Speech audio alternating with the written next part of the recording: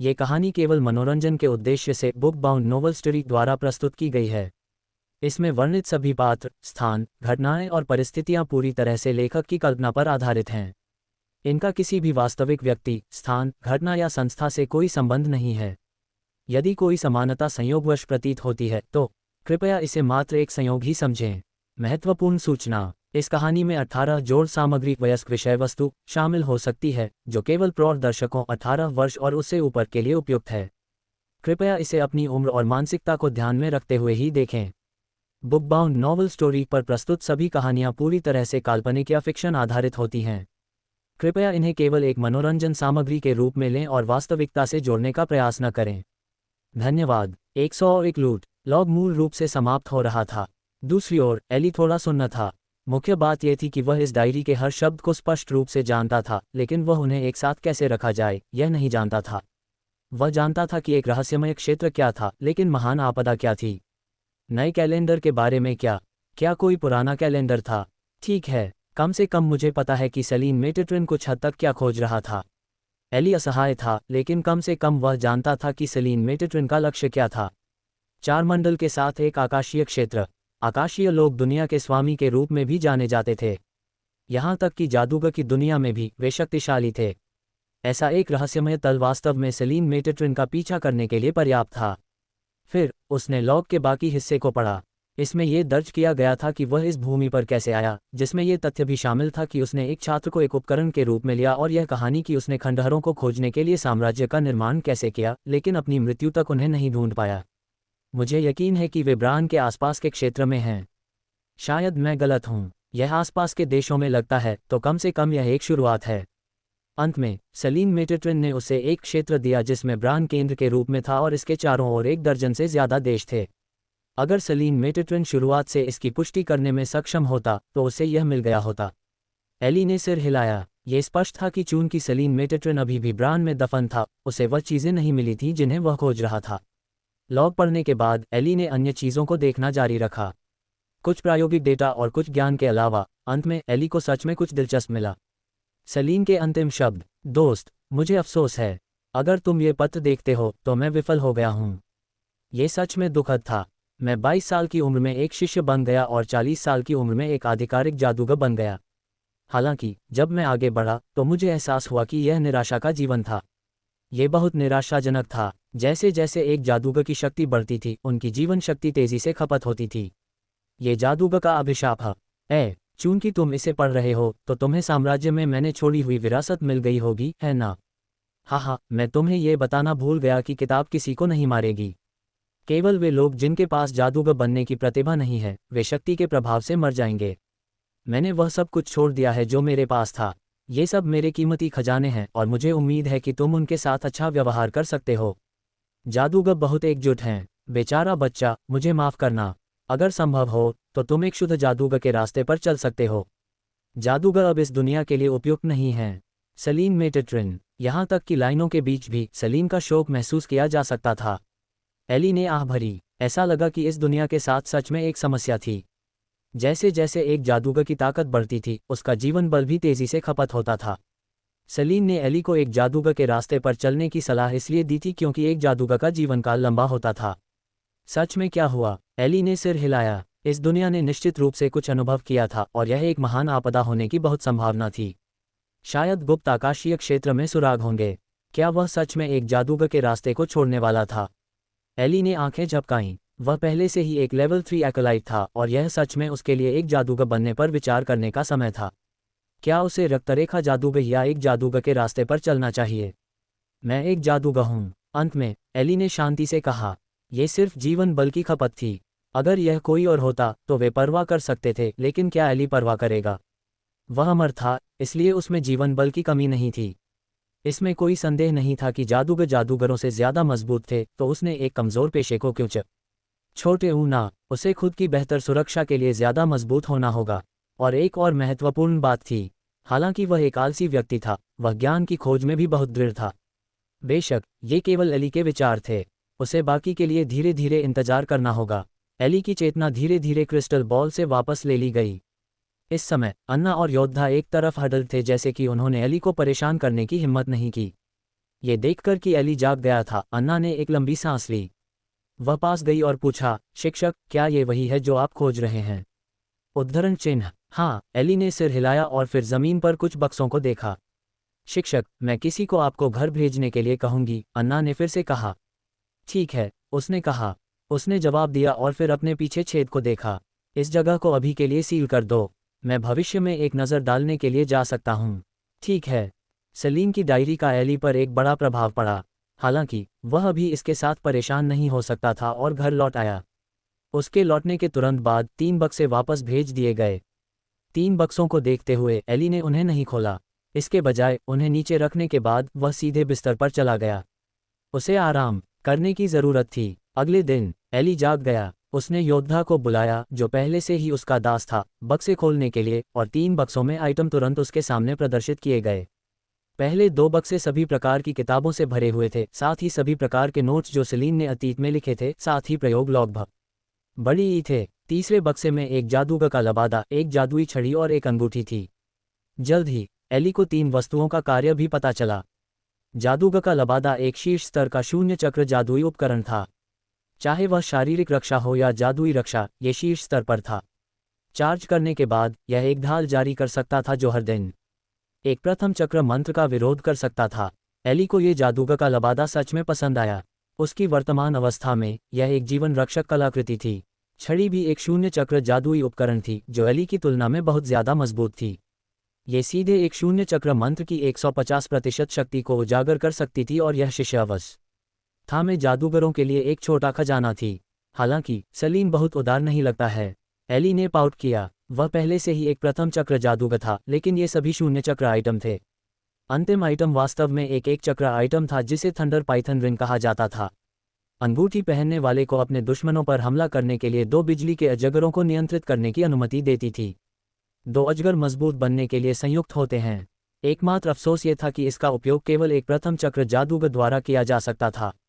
Eli अब केवल एक नज़र डाल सकता था, लेकिन ये पहले से ही बहुत अच्छा है। एली ने इन्हें देखा और एक संतुष्ट मुस्कान का खुलासा किया। जादूगर हथियार सेकेंडरी थे। मुख्य चीज़ें 2 बक्से की किताबें और नोट्स थे जो सलीम ने पीछे छोड़ दिए थे। वे सच में कीमती चीज़ें थीं। उनके साथ एली अपने खोए हुए ज्ञान को पूरा करने में सक्षम होगा।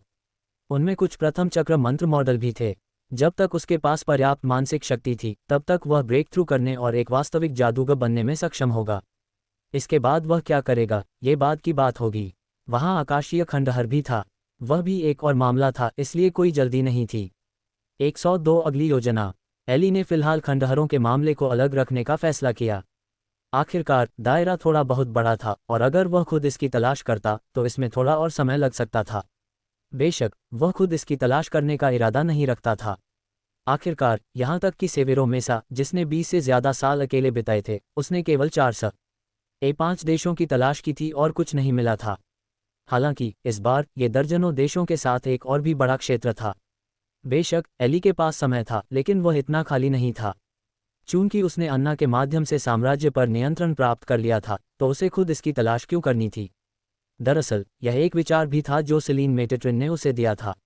वरना एली की आंखें तब नहीं चमकती जब उसे पता चला कि राजकुमारी एक शिक्षक की भर्ती कर रही थी। एली की ताकत उसके लिए साम्राज्य में अपनी सुरक्षा सुनिश्चित करने के लिए पर्याप्त थी, लेकिन वह ब्रांड साम्राज्य के लोगों पर तलाश छोड़ देगा। इसमें भी बहुत समय लग सकता था, लेकिन कम से कम ये खुद एली की तुलना में बहुत तेज होगा। एली ने एक बार फिर से जुनलिन में बसने की तैयारी की। उसके स्थायी निवास का उद्देश्य पिछले 1 दशक में उसके अनुभवों का अध्ययन करना था, उन चीज़ों का जो वह सीखना चाहता था, और सेलिन मेटेट्रिन द्वारा छोड़ी गई चीज़ें। ये लंबे समय में और भी महत्वपूर्ण हो सकता है। उसे एक आधिकारिक जादूगर के लिए उन्नति के लिए भी तैयारी करनी थी। उसके एक आधिकारिक जादूगर के रूप में ब्रेक थ्रू करने के बाद क्या वह वास्तविक जादूगर की दुनिया में जाएगा या यहाँ रहेगा, यह एक और मामला था। जब समय आएगा तब वह इसके बारे में सोचेगा। 3 महीने बाद जुनलिन शहर के बाहर एक छोटी जागीर का नाम बदलकर लेटन जागीर रखा गया, जिसने कई लोगों का ध्यान आकर्षित किया। क्योंकि यह जागीर साधारण नहीं थी। हालांकि यह बड़ी नहीं थी, यह शाही परिवार से संबंधित थी। जागीर के पास एक छोटा जंगल था और हर साल शाही परिवार कुछ कुलीनों को वहां शिकार करने के लिए इकट्ठा करता था। हालांकि इस साल जागीर ने न केवल अपना नाम बदला, बल्कि यह अब शिकार की जिम्मेदारी नहीं लेगी। इसके बजाय इसे रानी द्वारा एली नामक एक विद्वान को दिया गया था। इसने कई लोगों को एली की पृष्ठभूमि के बारे में उत्सुक बना दिया, लेकिन जांच के बाद एली की पृष्ठभूमि अविश्वसनीय रूप से सरल थी।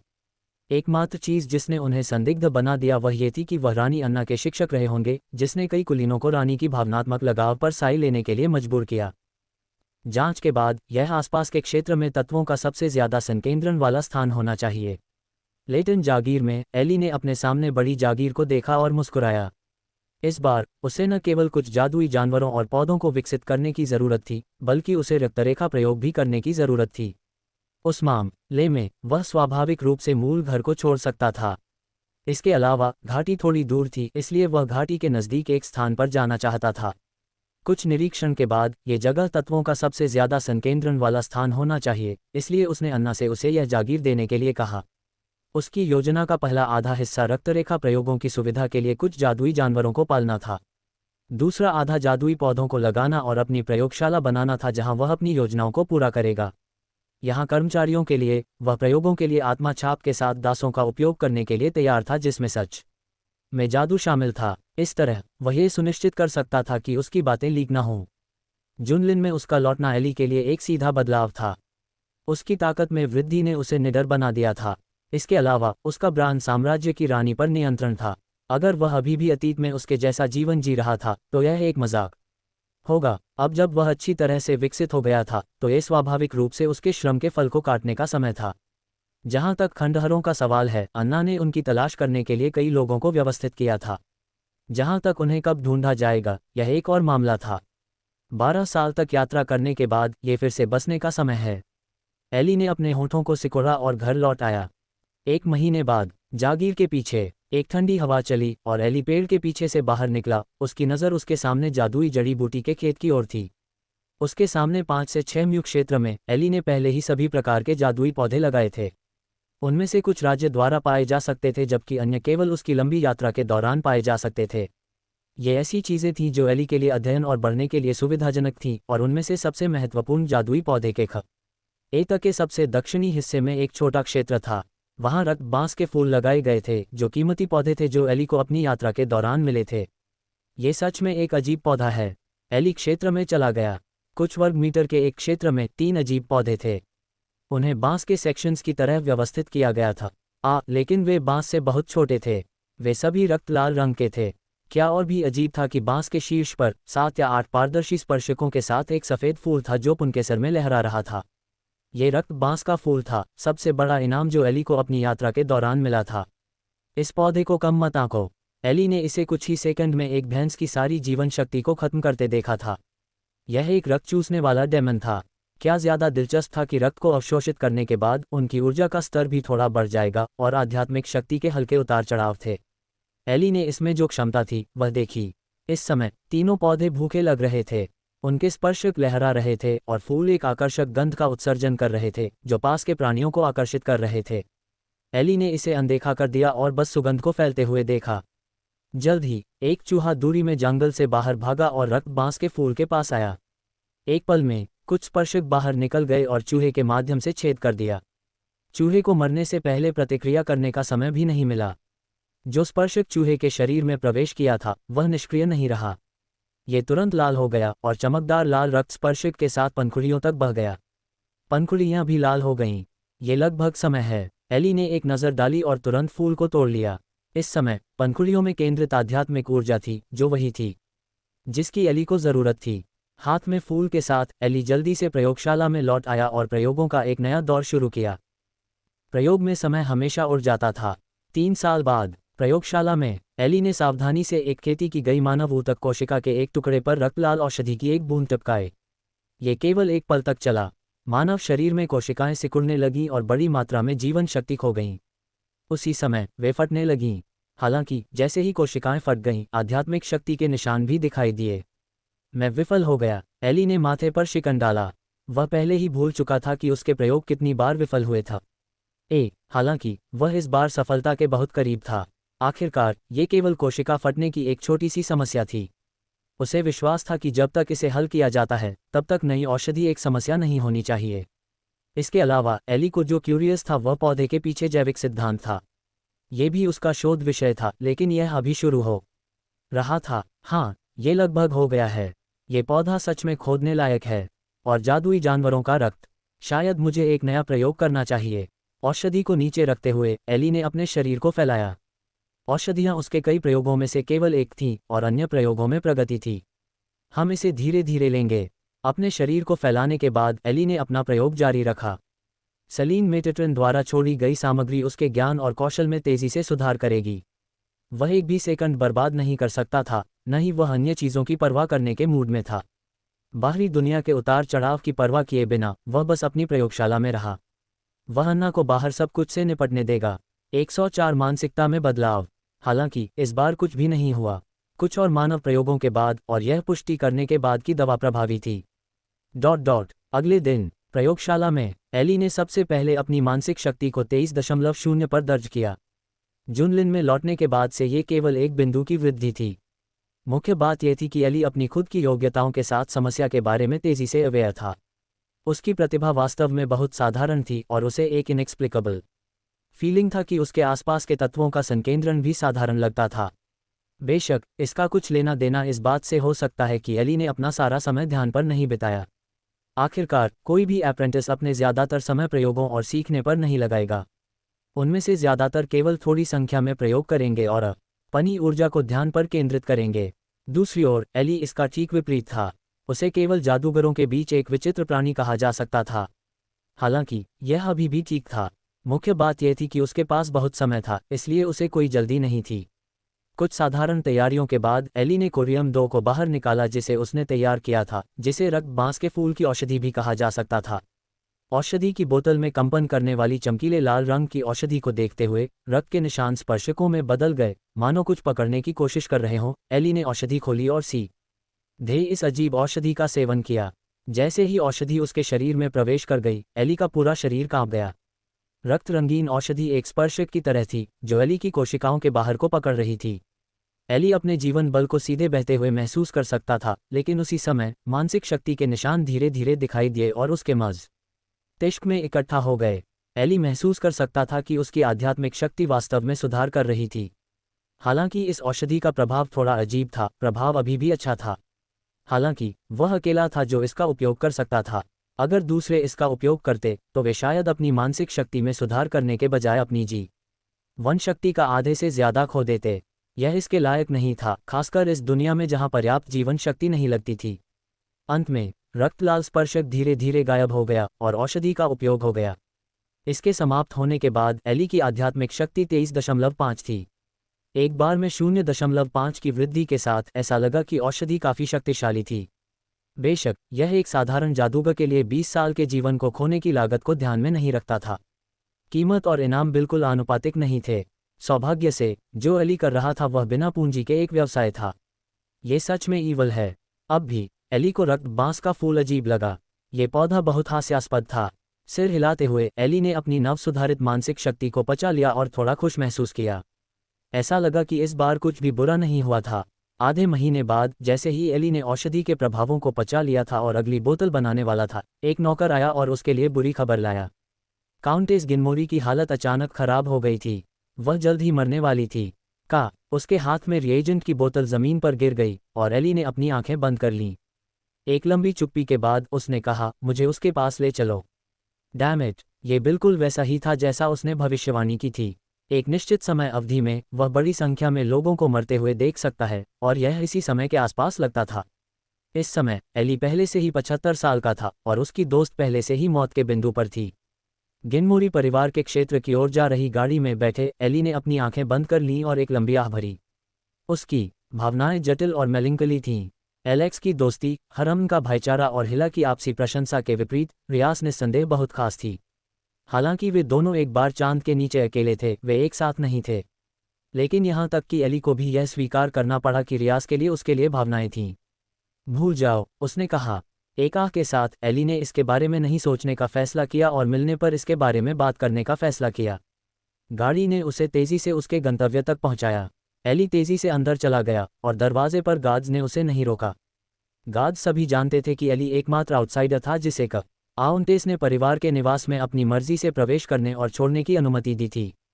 कमरों में से एक में एली ने रियास डिमोरी को देखा, लेकिन यह वैसा नहीं लगा जैसा नौकर ने कहा था। एली ने मुस्कुराती हुई रियाज को देखा और एक क्विक चेक किया और महसूस किया कि यह गलत नहीं था। रियाज के शरीर में ज़्यादा जीवन नहीं बचा था और वह ज़्यादा से ज़्यादा 3 महीने तक ही जीवित रह सकती थी, लेकिन वह तुरंत नहीं मर रही थी।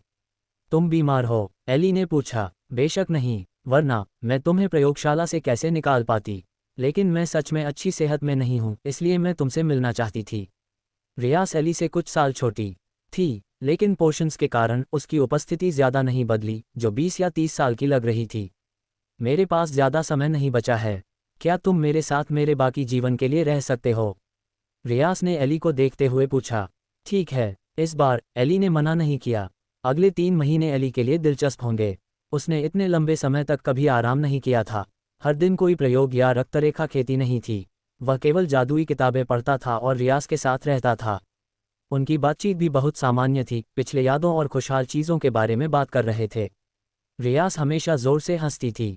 वे दोनों ने जुनलिन में कई जगहों का दौरा किया और अन्य जगहों पर भी गए। रियाज एक जवान लड़की की तरह खुश थी जबकि एली एक तरफ से देख रहा था। ये सब बहुत सामान्य था, लेकिन रियाज पहले से ही बहुत संतुष्ट थी। ये भी इस माहौल में था कि एली ने नई इनसाइट्स प्राप्त की। यही कारण था, अंत तक जब उसने रियाज को बिस्तर पर अपनी आंखें बंद करते देखा, एली बल्कि शांत था। ये खत्म हो गया है। उसके जीवन बल को भी गायब होते हुए देखते हुए एली मुड़ा और चला गया। अपने शिक्षक की मृत्यु के विपरीत इस बार लगातार मौतों ने उसकी मानसिकता को और भी हिंसक रूप से बदल दिया था। अतीत में उसके पास अभी भी सांसारिक दुनिया की चीज़ों के बारे में ज़्यादा कल्पनाएं थीं, लेकिन अब उसने सत्य की खोज के लिए ज़्यादा ऊर्जा स्थानांतरित करने का फैसला किया। साधारण लोगों का जीवन सीमित था, यहाँ तक कि उच्च स्तरीय प्राणियों की भी अपनी समय सीमाएं थीं, लेकिन सत्य और ज्ञान अंतहीन थे। आज से वह सत्य का एक पस्युआ बन जाएगा। बेशक इसका मतलब यह नहीं था कि वह भावनाओं और इच्छाओं को छोड़ देगा। यह असंभव था। ये सिर्फ एटीट्यूड में एक बदलाव था। बस यही था। रियाज की मृत्यु ने रियासत की प्रतियोगिता का एक नया दौर शुरू कर दिया, क्योंकि रियाज की कोई संतान नहीं थी। केवल उसके भाई ने 2 संतानों को पीछे छोड़ दिया था। हालांकि कई शाखा परिवार भी नोबल्स की रियासत को विरासत में लेना चाहते थे, क्योंकि उनके पास समान अधिकार थे। लड़ाई लंबे समय तक चली। हालांकि जैसे ही शाखा परिवार के सदस्यों में से एक खुशी से टाइटल को विरासत में लेने की तैयारी कर रहा था, रानी ने अचानक रियाज के भाई के बेटे को नया काउंट बनाने का आदेश दिया। हर कोई हैरान था, और जब एली को खबर मिली तो वह केवल इंडिफरेंट तरीके से मुस्कुराया। ये कुछ ऐसा था जिसके बारे में रियाज ने पिछले 3 महीनों में उससे बात की थी। उस समय उसने केवल कैजुअली इसका उल्लेख किया था, ये कहते हुए कि उसे अपने भाई के बारे में गिल्टी महसूस हुआ, लेकिन उसके भाई का बेटा किसी कारण से टाइटल को विरासत में लेने में असमर्थ लगता था। एली को यह अभी भी याद था, इसलिए उसने कुछ स्ट्रिंग्स खींची। यह उतना ही सरल था। 105 रक्तरेखाओं पर शोध। कोरियम 2 एली के लिए क्रांतिकारी महत्व का था। ऐसा इसलिए था क्योंकि इस प्रकार की दवा एक निश्चित सीमा तक साधारण दवा से पूरी तरह से अलग थी। उदाहरण के लिए, कोरियम नंबर 1 मानसिक शक्ति को बाहर निकालने के लिए कोशिकाओं के रीजेनरेशन को प्रोत्साहित करता था, जबकि कोरियम नंबर 2 जीवन शक्ति को मानसिक शक्ति में बदल देता था। इसलिए एक निश्चित सीमा तक ये औषधि रेजिस्टेंस नहीं बनाएगी। ये बस इस पर निर्भर करता था कि औषधि उपयोगकर्ता अपने जीवन बल का कितना बलिदान कर सकता था। एली के लिए कम से कम पहले चक्र तक ये औषधि उसके लिए पर्याप्त थी। इसलिए अगले दिनों में एली ने नियमित अंतराल पर एक बोतल औषधि ली। हालांकि उसने रक्तरेखाओं और रक्त बांस के फूलों पर अपने शोध की उपेक्षा नहीं की। और 3 महीने बीत गए। इस बार साम्राज्य में एली का अंतिम दोस्त रोलैंड भी चला गया। एली भी अंतिम संस्कार में शामिल हुआ, लेकिन इस बार वह पहले से कहीं ज्यादा शांत था। उसने केवल रोलैंड के वंशजों को बताया कि अगर उन्हें किसी मदद की जरूरत हो तो वे उसे ढूंढ सकते हैं। इस बीच एली यह भी विचार कर रहा था कि क्या उसे अपनी आइडेंटिटी बदलनी चाहिए, लेकिन कुछ सोचने के बाद उसने छोड़ दिया मुख्य रूप से क्योंकि इस समय सच में इसकी कोई ज़रूरत नहीं थी। किसी भी मामले में इस दुनिया में 80 या 90 के दशक में कुछ थे। इसके अलावा आइडेंटिटीज़ को बदलना बोझिल और अर्थहीन था। आखिरकार जो लोग एली को जानते थे वे मूल रूप से सभी मर चुके थे। अब उसकी युवावस्था में उसके कोई दोस्त नहीं थे। एली अचानक खुश था कि उसने अपनी युवावस्था के बाद किसी नए व्यक्ति को नहीं जाना, वरना लोगों की लहरों को मरते हुए देखना उसे ज़्यादा या कम असहज कर देता। इसलिए कम सामाजिक संपर्क रखना ज़रूरी नहीं कि एक बुरी बात हो। एली को बाहरी दुनिया की परवाह नहीं थी। ब्रान कैलेंडर के वर्ष 361 में, जो कि कोरियम 2 बनाने के बाद का वर्ष था, एक और बड़ी घटना हुई। लोरेन की रानी सिंथिया 90 वर्ष की उम्र में निधन हो गई थी। लोरेन साम्राज्य में उथल पुथल थी और आसपास के देश भी बेचैन थे। रानी सिंथिया का जीवन शानदार था। उसने पिछड़े लोरेन साम्राज्य को व्यापार और सैन्य विकसित करने के लिए प्रेरित किया था। अंत में यहाँ तक कि ब्रान को भी यह स्वीकार करना पड़ा कि यह एक ऐसा देश था जो लगभग साम्राज्य के बराबर था। रानी ने उस पर एक गहरी छाप छोड़ी थी, चाहे वह इत्र के लिए उसका अद्वितीय प्यार हो या उसके लोगों का कट्टर विश्वास। ये ऐसी चीज़ें थीं जो एली ने ब्रान में कभी नहीं देखी थीं। उस तरह का विश्वास केवल रानी के पास हो सकता था, जिसने देश को महानता की ओर अग्रसर किया था। कम से कम ब्रान छठा और सातवां ऐसे नेता नहीं थे। हालांकि रानी की मृत्यु का ब्रान पर और भी ज्यादा भयानक प्रभाव पड़ा था। 40 से 30 साल पहले दो देशों के बीच डिप्लोमेटिक संबंध के बाद से दोनों देश हमेशा एक ही तरफ रहे थे। ये लोरेन साम्राज्य के अस्तित्व के कारण भी था कि हालांकि ब्रान साम्राज्य हमेशा कमजोर रहा था, लेकिन कभी कोई युद्ध नहीं हुआ था। हालांकि लोरेन के नए राजा के पदभार ग्रहण करने के साथ कोई नहीं जानता था कि क्या होगा।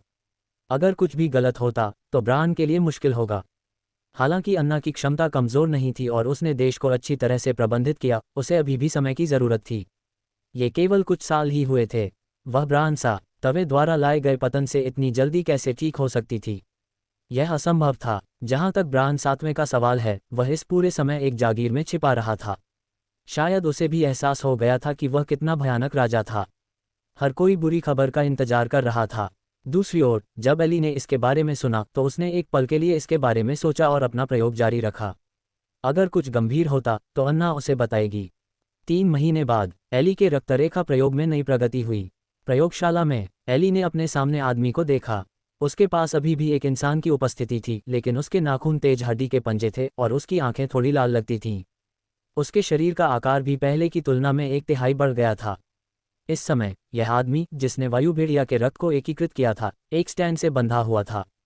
वह अपने शरीर को बेतहाशा हिला रहा था, जैसे कि वह देखना चाहता था कि क्या वह रस्सी से मुक्त हो सकता है। एली ने उसे नहीं रोका। उसने बस कामली देखा। ऐसा हिंसक प्रयोग उसे इस इंसान की वास्तविक स्थिति को देखने की अनुमति दे सकता था। वह एक हाथ में एक नोटबुक पकड़े हुए था और दूसरे के साथ कुछ लिख रहा था। रस्सी के टूटने की आवाज़ सुनी गई।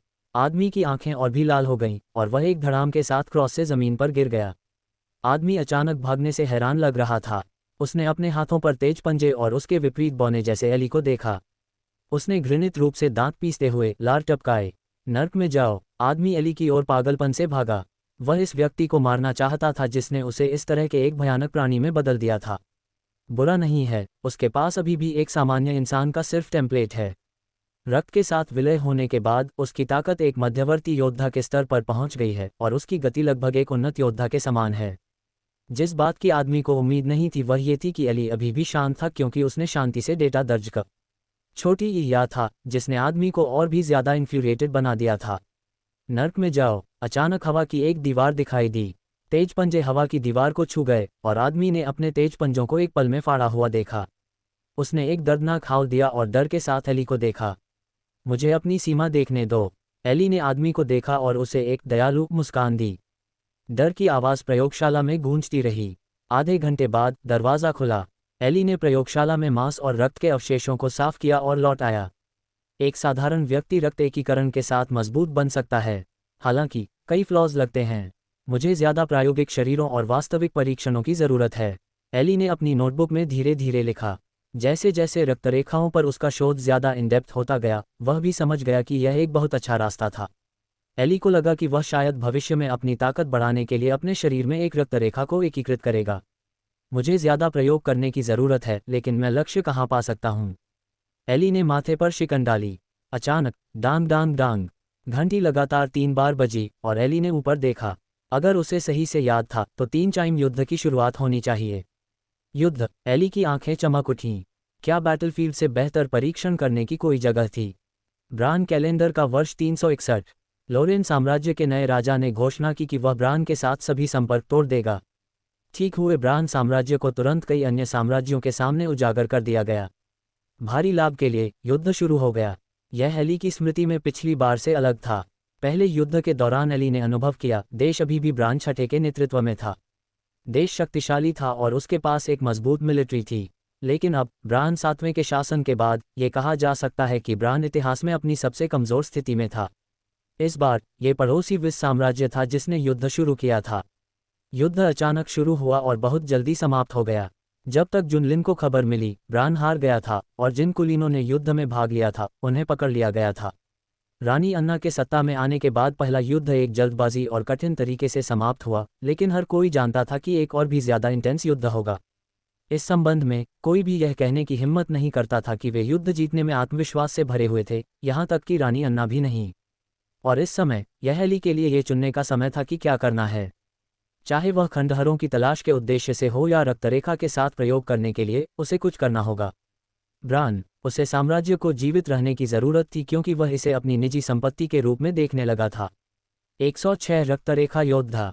अन्ना, मौजूदा स्थिति क्या है? एक कमरे में एली मुख्य सीट पर बैठा था जबकि अन्ना उसके ऑपोजिट गरिमापूर्ण ढंग से बैठी थी। उसकी टांगें एक दूसरे पर रखी हुई थीं, जो एली जो कह रहा था उसे ध्यान से सुन रही थी। शिक्षक, हाल ही में स्थिति अच्छी नहीं रही है। विस साम्राज्य जितना हमने सोचा था उससे कहीं ज्यादा मजबूत है। ब्रान बहुत लंबे समय से कमजोर रहा है। हम योद्धाओं के मामले में उनके जितने मजबूत नहीं हैं और उनके पास हमसे ज्यादा महान योद्धा हैं। अन्ना ने कड़वाहट से कहा, कुछ हद तक अनिच्छुक होकर। अगर उसके बेवकूफ पिता नहीं होते तो साम्राज्य इतना कमजोर नहीं होता। ये केवल कहा जा सकता था कि लोगों को चुनने में उसके दादा का निर्णय सच में बुरा था। शिक्षक, आप ये सवाल पूछने आए हैं, क्या आपके पास कोई विचार है? अन्ना ने उत्सुकता से पूछा। सच कहूं तो उसने हमेशा सोचा था कि एली सर्वशक्तिमान है। बेशक, मैं इस बार तुम्हारी मदद करने के लिए यहाँ हूँ, एली ने मुस्कुराते हुए कहा। अपने प्रयोग के लिए वह जो करने वाला था वह वास्तव में ब्रान की मदद करना था। मेरे पास यहाँ एक प्रयोग है जो तुम्हारी मदद कर सकता है, लेकिन मुझे तुम्हारे सहयोग की जरूरत है, एली ने कहा। शिक्षक, बस कहिए, कुछ भी ठीक है। अन्ना पर इन दिनों बहुत दबाव था और वह मदद पाने के लिए उत्सुक थी। ठीक है, मुझे कुछ योद्धाओं की जरूरत है, यहाँ तक कि महान योद्धाओं की भी, एली ने बिना किसी शिष्टाचार के कहा।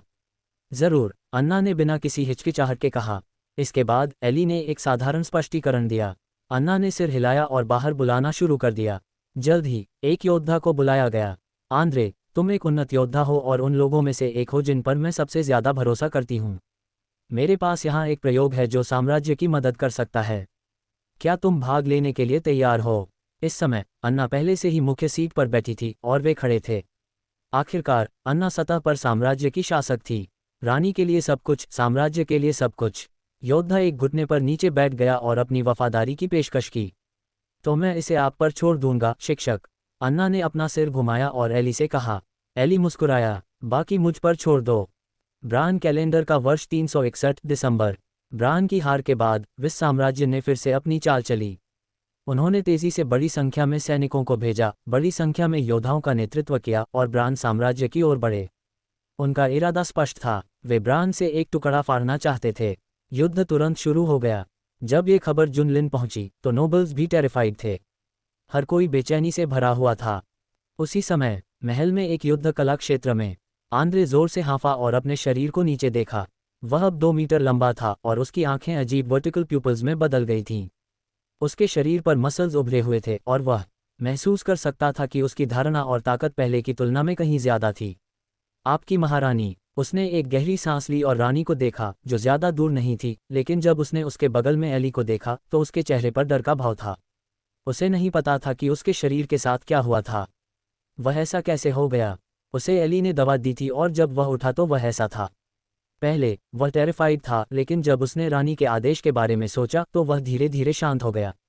शिक्षक, क्या यह आपका प्रयोग है? अन्ना का गला थोड़ा हिला और उसने पूछा। ये सही है, मैं हाल ही में रक्तरेखाओं का अध्ययन कर रहा हूँ। मैंने विस्फोटक शेर की रक्तरेखा को उसके शरीर में एकीकृत किया है। ऐसा लगता है कि प्रभाव बुरा नहीं है, लेकिन कुछ फ्लॉज हैं। मुझे उन्हें बाद में धीरे धीरे पूरा करने की जरूरत हो सकती है, एली ने अपने होठों को सिकुड़ते हुए कहा। उसने ब्रान को पूरी तरह से अपनी परीक्षण भूमि के रूप में मान लिया था, अपनी वृद्धि का समर्थन करने के लिए एक योद्धा के साम्राज्य के संसाधनों का उपयोग कर रहा था। पब फ्यूचर एड्स, चलो अपनी ताकत का परीक्षण करते हैं, एली ने सीधे कहा। ठीक है, अन्ना ने सिर हिलाया और अपना हाथ हिलाया और एक आदमी स्टेज के दूसरी तरफ दिखाई दिया। ग्रेसन, एक महान योद्धा, मेरा निजी अंगरक्षक है, अन्ना ने परिचय दिया। युद्ध कला स्टेज पर ग्रेसन भी अपने ऑपोजिट आदमी को सदमे में देख रहा था। क्या तुम आंद्रे हो? ग्रेसन आंद्रे को जानता था और वह भी शॉक था। क्या हुआ? आंद्रे, ऐसा कैसे हो गया? क्या ये डेविल की शक्ति थी? ग्रेसन, क्या तुम एंड्रू की ताकत का परीक्षण करना चाहते हो? अन्ना ने ज्यादा दूर नहीं चिल्लाया। रानी के आदेश को सुनकर ग्रेसन ने सिर हिलाया और सीरियस हो गया। उसके शरीर में जीवन शक्ति का बल हिला और उसके शरीर में एक स्टेडी स्ट्रीम ऑफ पावर उभरा। एक पल में उसने अपनी चाल चली। उसने अपने दाहिने पैर के साथ आधा कदम पीछे लिया और उसे थोड़ा मोड़ दिया। फिर उसने जमीन पर कदम रखा और जमीन में एक छोटा सा गड्ढा दिखाई दिया। उसका शरीर तेजी से आंद्रे के पास पहुंचा। ये देखकर कि ग्रेसन ने अपनी चाल चली थी, आंद्रे ने भी एक एंग्री रॉ दिया और उसकी ओर भागा। बैंग! दो कैनन बॉल्स के टकराने की तरह वे दोनों तुरंत टकरा गए। हड्डियों के एक दूसरे से रगड़ने की आवाज़ गूंज उठी। धूल डिस्पर्स्ड हो गई और दो आकृतियां एक दूसरे का सामना कर रही थीं। देखने से वे समान रूप से मैटिसी हीड लगते थे। अन्ना बेहद शॉक थी। आंद्रे केवल एक उन्नत योद्धा था और वह एक महान योद्धा से बहुत दूर था, लेकिन अब वह सच में ग्रेसन के साथ लड़ने में सक्षम था। ये बस अविश्वसनीय था। ग्रेसन की आंखें चौड़ी हो गईं। उसने आंद्रे के हाथ से आने वाली शक्ति को महसूस किया। यह उसकी तुलना में कमज़ोर नहीं था। ये कैसे संभव था? मूल रूप से वह आसानी से 5 एंड्रों को गिरा सकता था, लेकिन आंद्रे अब उसके साथ टो-टू-टो लड़ रहा था। ये बस अविश्वसनीय था। 10 things no woman should ever hide a regret her beauty. वह तुरंत वापस खींच लिया और दूसरी तरफ से हमला करने के लिए दिशा बदल दी। आंद्रे ने भी हार नहीं मानी। बस इसी तरह वे दोनों एक दूसरे पर हमला करने लगे। लड़ाई समान रूप से मैच थी। ग्रेसन भी सीरियस रूप से लड़ रहा था, लेकिन उसे अचानक एहसास हुआ कि जैसे ही लड़ाई शुरू हुई, आंद्रे की आंखें लाल और लाल होने लगीं और उसकी ताकत ज्यादा मजबूत हो गई लगती थी। रॉ! एक दहाड़ के साथ जो एक जानवर की दहाड़ की तरह लगती थी, आंद्रे ने एक प्रिमिटिव बीस्ट की तरह ग्रेसन पर हमला किया। वह ऐसा लग रहा था जैसे उसने पूरी तरह से अपना दिमाग खो दिया हो और ग्रेसन के शरीर पर तुरंत कुछ घाव दिखाई दिए जिनसे खून बह रहा था। खून की गंध को महसूस करते हुए आंद्रे और भी ज्यादा पागल हो गया लगता था। उसने एक डेस्परेट हमला किया। ग्रेसन ने फ्रैंटिकली इसे ब्लॉक करने की कोशिश की, लेकिन यहाँ तक कि वह भी ऐसे डेस्परेट हमले को रोक नहीं सका। जब उसने इसे देखा तो अन्ना भी शॉक थी। उसने तुरंत अपना हाथ हिलाया और कुछ और महान योद्धा दौड़े। वे पागल आंद्रे को देखकर भी सरप्राइज थे। उसे नियंत्रित करो, अन्ना ने आदेश दिया। कुछ महान योद्धाओं ने एक ही समय में हमला किया, लेकिन उन्हें पागल आंद्रे को नियंत्रित करने और उसे जमीन से बांधने में 5 मिनट लगे। आंद्रे, जो नियंत्रण में था, धीरे धीरे अपनी शांति रिगेन की और बेहोश हो गया। शिक्षक, यह क्या है? अन्ना ने अपना सिर घुमाया और पूछा। इसे एक प्रयोग कहा जाता है क्योंकि यह अभी तक परफेक्ट नहीं है, एली ने शांति से जवाब दिया। इस समय ग्रेसन भी पास आया और अन्ना के सामने घुटनों के बल बैठ गया। ग्रेसन, तुम आंद्रे की मौजूदा ताकत के बारे में क्या सोचते हो? अन्ना ने एली से और नहीं पूछा, बल्कि ग्रेसन से पूछा। आपकी महारानी, आंद्रे की मौजूदा युद्ध शक्ति पहले से ही एक न्यूली प्रमोटेड महान योद्धा के बराबर है जो तत्वों का उपयोग नहीं करता है। अगर वह अभी की तरह पागल हो जाता है तो यहाँ तक कि एक महान योद्धा भी जिसे कुछ सालों के लिए बढ़ावा दिया गया है, उसे उससे बचना होगा। ग्रेसन ने एक लिंगरिंग फियर के साथ जवाब दिया। हाँ, अन्ना ने सिर हिलाया, लेकिन वह अभी भी हेजिटेंट थी। कुछ दिन पहले उसका शिक्षक अचानक उसकी मदद करने के लिए आया था और आज उसे एक प्रयोग दिखाया गया था। प्रायोगिक लक्ष्य वास्तव में बहुत मजबूत था, लेकिन इसमें अन्य फ्लॉज थे जिसने उसे थोड़ा अनिश्चित बना दिया था। हालांकि उसने एली का सामना करने से पहले केवल एक पल के लिए हेजिटेंट किया। शिक्षक, मैं आपको ज्यादा योद्धा दूंगा, यहाँ तक कि महान योद्धा भी। एली ने सिर हिलाया और मुस्कुराया। ब्रान अब इतना कमजोर था, इसलिए जब तक अन्ना हारना नहीं चाहती थी, उसे सहमत होना होगा। हालांकि वह उसे सहमत होने के लिए मजबूर कर सकता था। एली अभी भी कारण के साथ लोगों को मनाने के लिए पसंद करता था। हाँ, आपकी मदद के लिए धन्यवाद शिक्षक। अन्ना ने सिर हिलाया। एली प्रयोगों से ज्यादा पाएगा, लेकिन अन्ना को अभी भी सम्मानपूर्वक उसे धन्यवाद देना होगा। 107 दानव योद्धा।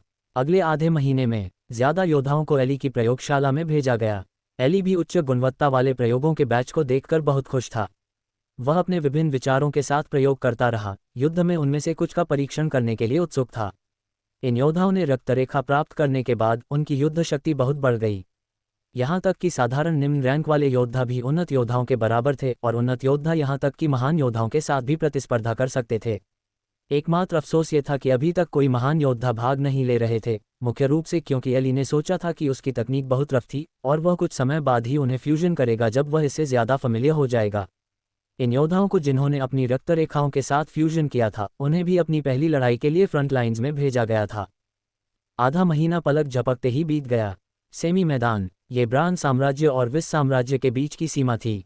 इस समय आसमान में बड़े काले बादल जमा हो रहे थे और भूरे रंग का आसमान एक महान उत्पीड़न की भावना लाया। अनगिनत पक्षी आसमान में उड़ रहे थे, नीचे इंसानों को उत्सुकता से देख रहे थे। इस समय मैदान के दोनों ओर बड़ी संख्या में सैनिक पहले ही इकट्ठा हो चुके थे। पश्चिम में विस साम्राज्य की सेना थी। उनमें से ज्यादातर गहरे हरे रंग के कवच में थे और उनके हाथों में हथियार भी उत्कृष्ट रूप से गढ़े गए थे। वे एक ठंडी रोशनी से चमकते थे और उनके हेलमेट के नीचे उनकी आंखें लड़ने की एक मजबूत इच्छा से भरी हुई थीं। उन्होंने एक विशिष्ट गठन बनाया, जैसे भूखे भेड़ियों ने अपने नुकीले दांत खोल रखे हों, जो दुश्मन को क्रूरता से टुकड़ों में विभाजित करने के लिए तैयार थे। ये विस साम्राज्य था, एक ऐसा देश जो पिछले कुछ सालों में बहुत अच्छी तरह से विकसित हुआ था। देश में बड़ी मात्रा में लौह-अयस्क ने भी उन्हें उत्कृष्ट हथियार प्रदान किए थे और उनकी इच्छाएं पिछले कुछ सालों में धीरे धीरे बढ़ गई थीं। इस बार उन्होंने अपने पड़ोसी देश ब्रान की ओर अपने हाथ बढ़ाए थे, जो कभी एक शक्तिशाली देश था। दूसरी तरफ ब्रान की सेना भी तैयार थी। हालांकि अंतर स्पष्ट था। हालांकि दोनों पक्षों पर लोगों की संख्या लगभग समान थी, गुणवत्ता अलग थी। ब्रान के सैनिकों ने उन हथियारों का उपयोग किया जो सालों पहले गढ़े गए लगते थे।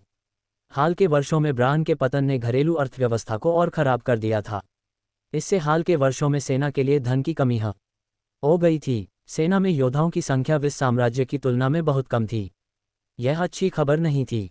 यह क्या है? इस समय विस साम्राज्य की सेना के बीच में एक लंबा रथ में एक महान योद्धा खड़ा था। उसने ब्रान की सेना को देखा और मुस्कुराया। ब्रान के पास उनसे कम योद्धा थे। एकमात्र अजीब बात यह थी कि ब्रान के योद्धा थोड़े लंबे लगते थे, लेकिन वे केवल योद्धा थे और उनका ज्यादा प्रभाव नहीं था। जनरल, ऐसा लगता है कि ब्रान अब उतना अच्छा नहीं है जितना वह हुआ करता था। योद्धा के बगल में एक रफ लुकिंग आदमी ने जोर से कहा। ये सही है। मैंने पहले ही सोच लिया है कि मैं शहर में कैसे चार्ज करूंगा और मैं कहाँ महिलाओं और पैसे लूटूंगा।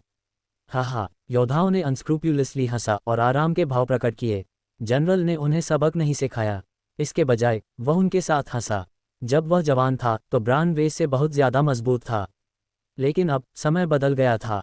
एक कमजोर देश इतने सारे संसाधनों के योग्य नहीं था। ये ब्रान को ये बताने का समय है कि हम कितने शक्तिशाली हैं। लड़ो! जनरल ने अपनी तलवार खींची और चिल्लाया। लड़ो! सैनिकों ने वही चिल्लाया और धीरे धीरे दूसरी तरफ पहुंचे। डैम इट, अंतर इतना विशाल कैसे हो सकता है? ब्रान की तरफ एक मोटे आदमी ने अपने माथे से पसीना पोंछा। उसका उभरा हुआ पेट उसकी युद्ध शक्ति को और भी ज्यादा बताता था। वह नोबल था जो इस बार सेना को कमांड करने का प्रभारी था। अरसा इमन, मेरे प्रभु, हमें क्या करना चाहिए? क्यों न हम भाग जाएं? हम यह नहीं लड़ सकते, एक आदमी ने चिंतित होकर कहा। मेरा ऐस, भागो! हम कहाँ भाग सकते हैं? मोटे आदमी ने उस आदमी को जोर से थप्पड़ मारा।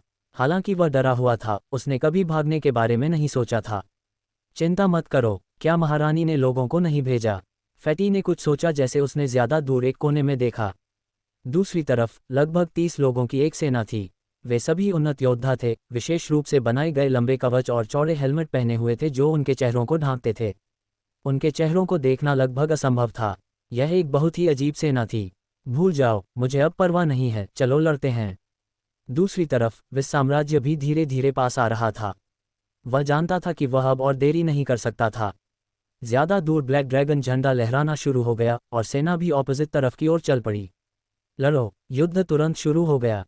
कुछ 100 मीटर की छोटी दूरी में घुड़सवारों ने सबसे पहले टकराव किया।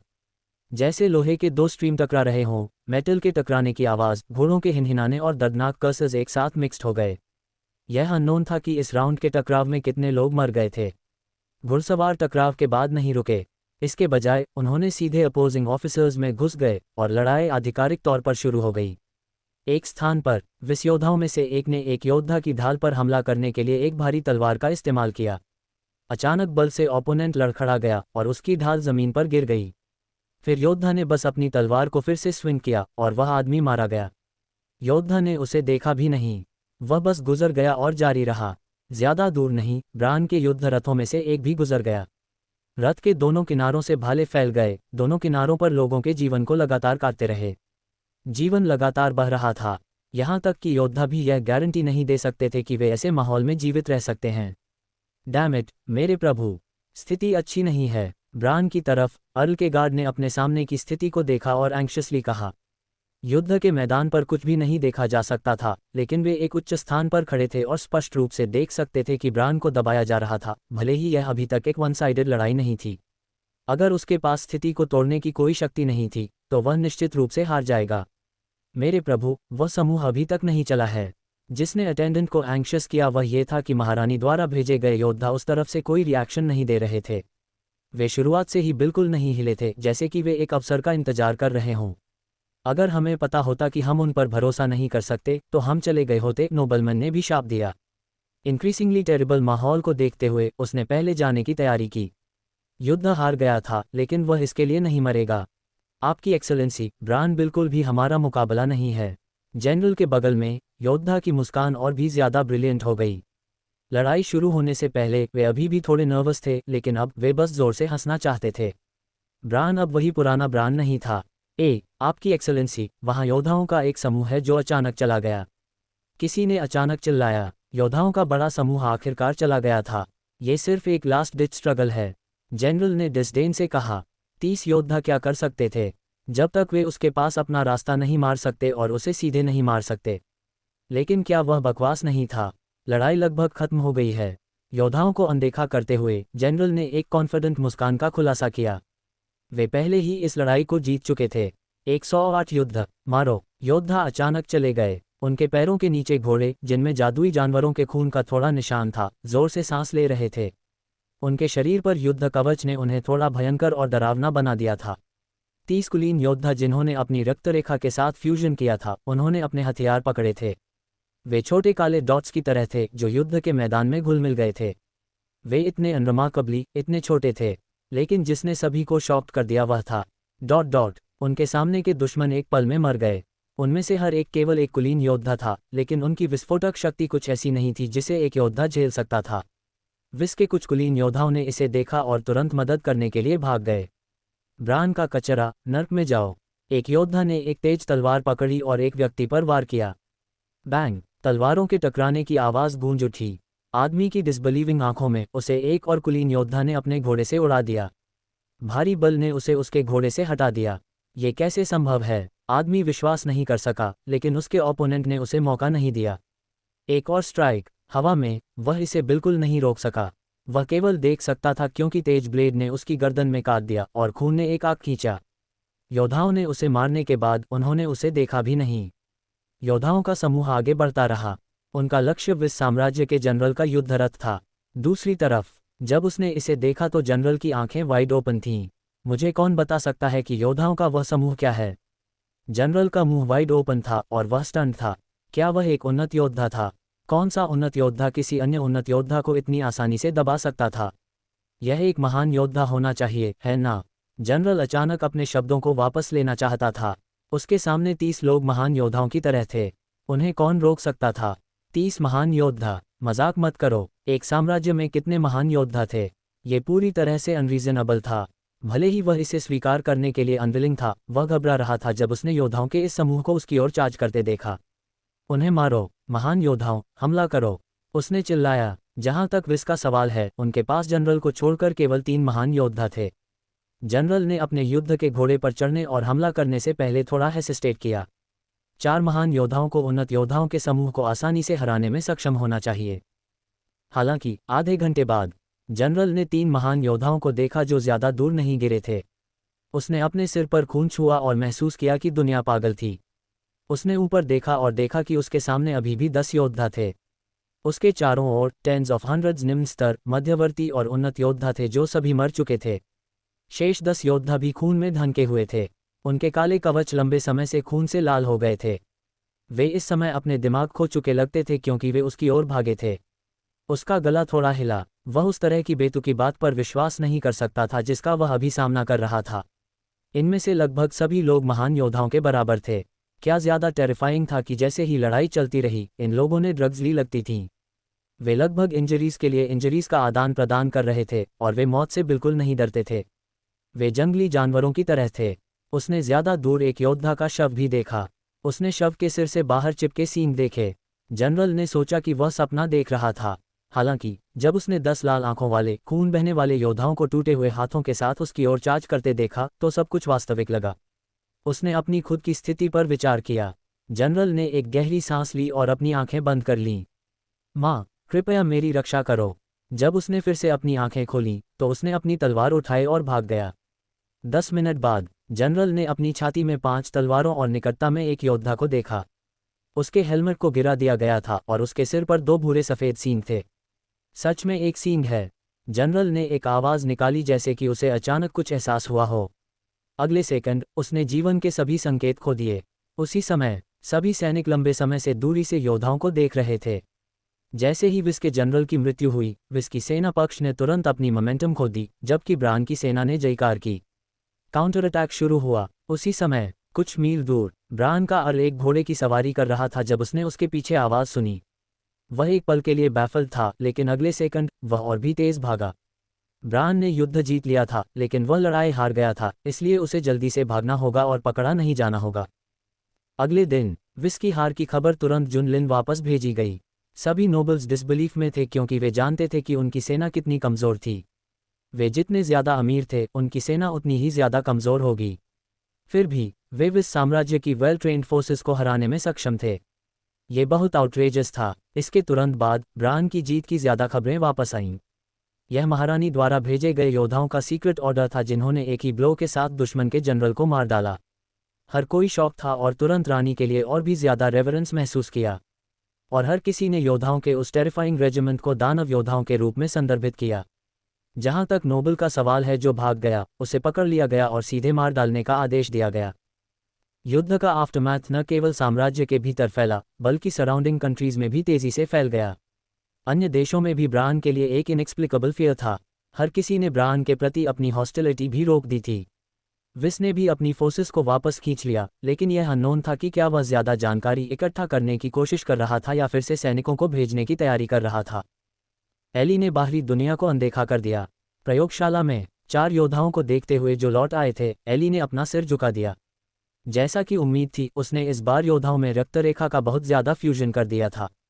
ये ठीक था अगर उनके पास लंबे सींग थे, लेकिन उनके डिस्क्रिप्शन से 5 मिनट की लड़ाई के बाद उन्होंने मूल रूप से सभी चेतना खो दी थी और वे अपने पशु वृत्ति के साथ लड़ रहे थे। वे इंस्टिंक्टिवली सबसे मजबूत योद्धाओं को मार देंगे। यही कारण था कि उन्होंने अंत में जनरल को निशाना बनाया। अगर जनरल थोड़ा कमज़ोर होता तो उन्होंने उसे नोटिस नहीं किया होता। ये सिर्फ एक छोटी सी गलती है। दरअसल मुझे इसे पहले ही नोटिस कर लेना चाहिए था। एली ने एक पल के लिए इसे रिफ्लेक्ट किया और उसके पास रक्तरेखा एकीकरण प्रयोग के बारे में ज़्यादा इनडेप्थ विचार थे। जैसा कि उम्मीद थी, युद्ध में ऐसे हिंसक प्रयोगों के परिणाम वास्तव में अच्छे थे। इसलिए जब एली ने सुना कि युद्ध रुक गया था, तो उसने अपनी भौहें उठाईं। युद्ध ऐसे ही कैसे रुक सकता था? इसके अलावा एली ने आसपास के देशों को लेने की ज़रूरत महसूस की। आखिरकार जादूगर के खंडहर इन देशों में थे और अन्य देशों में लोगों को भेजना बहुत ट्रबलसम और बहुत धीमा था। सभी जगहों को अपने क्षेत्र में बदलना बेहतर होगा। क्या मैं यूं ही एक युद्ध शुरू करने जा रहा हूं? एली ने अपने होठों को सिकोड़ा। सब कुछ सत्य के लिए है। साथ ही जब हर कोई एक बैनर के तहत एकजुट होता है, तो कोई और युद्ध नहीं होगा। मैं यह उनके अपने भले के लिए कर रहा हूं। मैं सच में एक दयालु व्यक्ति हूं। 109 द लिमिट। ब्रान कैलेंडर का वर्ष 362। ब्रान साम्राज्य ने सेमी मैदानों में विस साम्राज्य को हराने के बाद साम्राज्य में माहौल अचानक कुछ हद तक गर्म हो गया था और रानी अन्ना को भी लोगों का समर्थन मिला। नई रानी देश में नई आशा लाई लगती थी।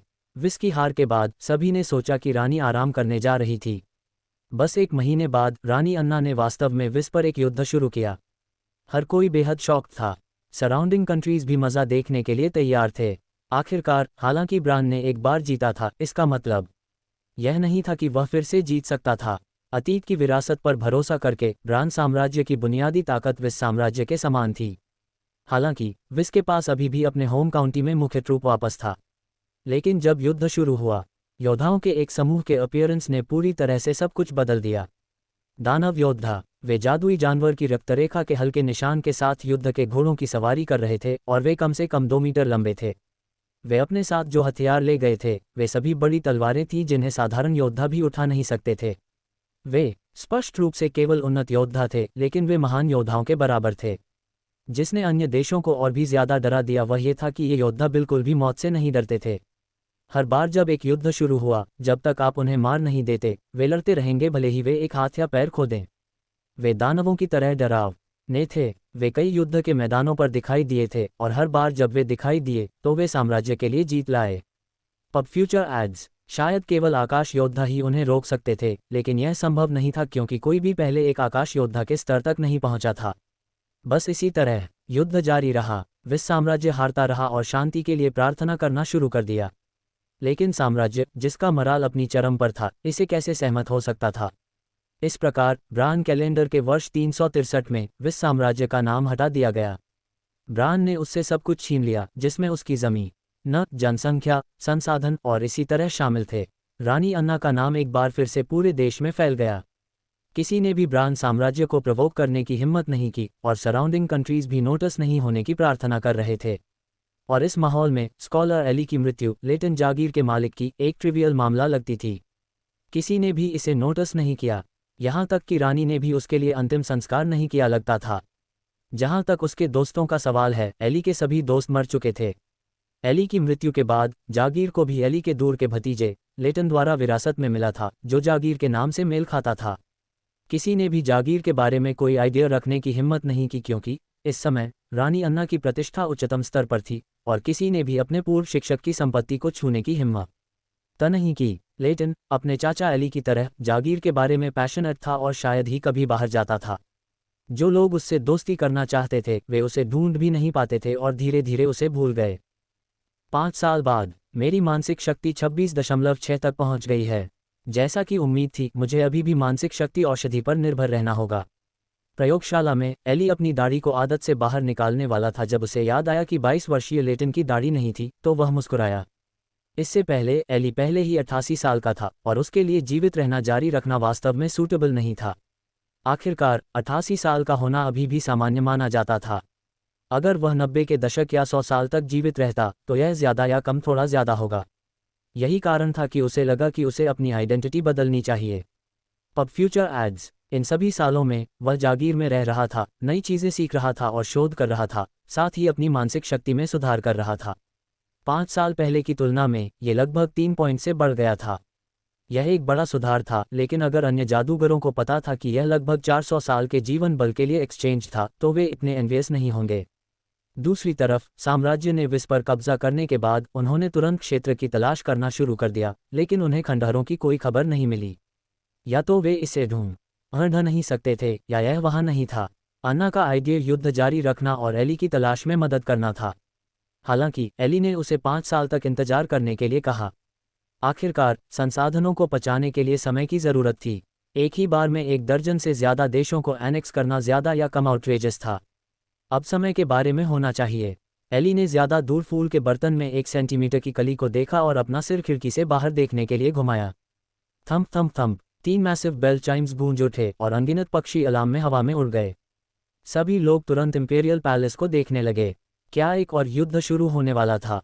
ब्रान कैलेंडर वर्ष 368। बायर्न साम्राज्य और क्रिस साम्राज्य के बीच सीमा पर संघर्ष के कारण रानी अन्ना ने ब्रेजनली अपने सैनिकों को भेजा और दोनों देशों के बीच युद्ध फिर से शुरू हुआ। इस बार युद्ध किसी के भी कल्पना से कहीं ज्यादा तेजी से समाप्त हो गया था। बस आधे साल में क्रिस साम्राज्य का विनाश। ब्रान साम्राज्य ने एक बार फिर से क्रिस साम्राज्य में सब कुछ एनेक्स कर लिया था। ब्रान साम्राज्य एक बार फिर से मजबूत हो गया था और ब्रान साम्राज्य के डोमिनेंस ने सराउंडिंग को नट्रीज को नर्वस बना दिया था। रानी अन्ना पर्सनली आगे आए और एली के आइडिया को दूर के देशों के साथ डिप्लोमेटिक संबंध स्थापित करने के लिए जीवन में लाया, जबकि उनके करीबी देशों के साथ एक लार्ज स्केल युद्ध हो रहा था। समय धीरे धीरे बीत गया। 3 साल पलक झपकते ही बीत गए। इस बिंदु पर एली की आध्यात्मिक शक्ति पहले से ही 28.9 तक पहुंच गई थी। इस स्टेज पर उसकी मानसिक शक्ति में वृद्धि और भी धीमी थी। हालांकि कुरियम 2 का अस्तित्व था, प्रगति धीमी थी। 30 पॉइंट्स एक सामान्य इंसान की सीमा थी।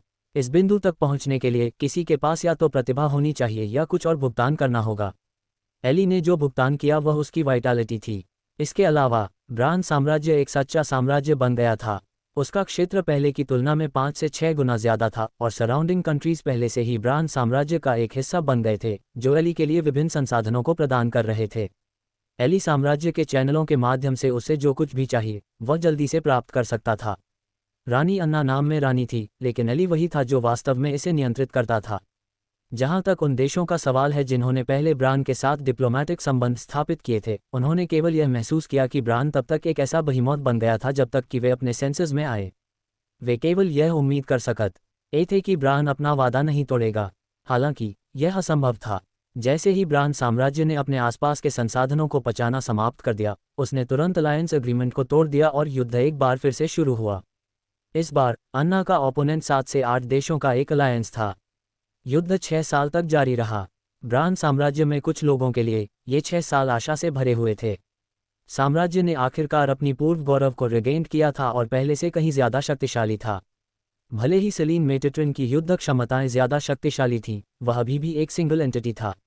इसके अलावा सन ने कभी भी क्रिएचर की रक्तरेखा को योद्धा के शरीर में इंटीग्रेटेड करने के बारे में नहीं सोचा था।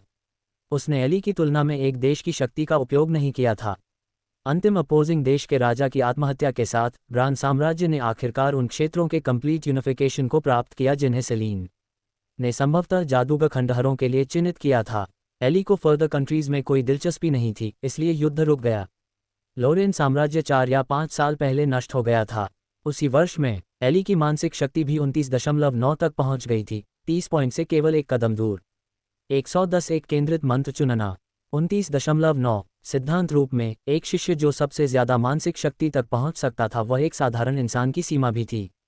अगर वह 30 अंक से आगे बढ़ना चाहता था तो उसे कुछ अन्य तरीकों की जरूरत होगी। सेलीन मेटेट्रिन की किताब में 2 तरीके दर्ज थे। पहला सबसे आम तरीका था जो सीमा तोड़ने वाली औषधि लेना था। यह एक जादूगर को अपनी मानसिक शक्ति को तोड़ने में मदद कर सकता था, लेकिन इसमें एक निश्चित मात्रा में खतरा था, इसलिए डोज को नियंत्रित करना पड़ता था। दूसरा तरीका एक उच्च स्तरीय जादूगर से मदद लेना था। ये तरीका अपेक्षाकृत सुरक्षित था, लेकिन इसने जादूगर की बहुत ज्यादा ऊर्जा का उपयोग किया।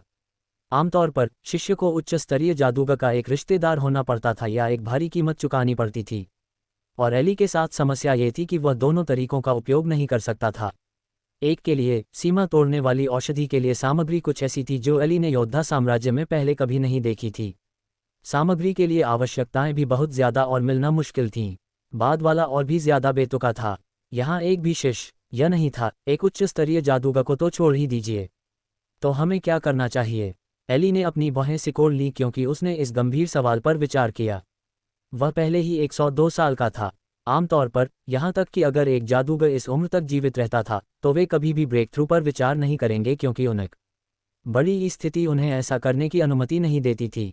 लेकिन उसके लिए यह अलग था। वह अच्छी सेहत में था और उसका जीवन साधारण जादूगरों की तुलना में थोड़ा लंबा था। अब फ्यूचर एड्स। हालांकि यह संदेह था कि एक जादूगर का एडवांसमेंट जीवन शक्ति का उपयोग करेगा, एली को परवाह नहीं थी। आखिरकार एली के लिए यह कोई मायने नहीं रखता था। वह रक्त एकीकरण के साथ भी काम कर सकता था।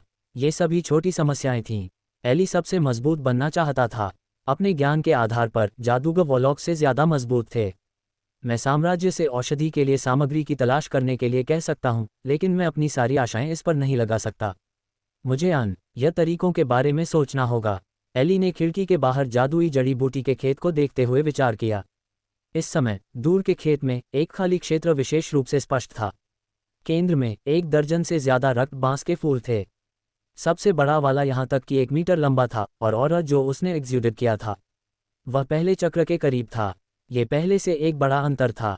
एली द्वारा उसे विशेष रूप से कल्टिवेटेड किया गया था। हर बार जब एली का प्रयोग विफल हो जाता था तो वह उस पर बेकार खून डालता था। पहले एली ने इसे नोटिस नहीं किया था, लेकिन बाद में उसे चांद से एहसास हुआ कि यह रक्त बांस का फूल इतना अजीब था। यह फूलों की तुलना में बहुत बड़ा था और फूलों से बनी औषधियां ज्यादा मजबूत थीं। तभी वह समझ गया कि इस पौधे ने जादुई जानवरों से बहुत ज्यादा खून सोख लिया था और ऊपर उठ गया था।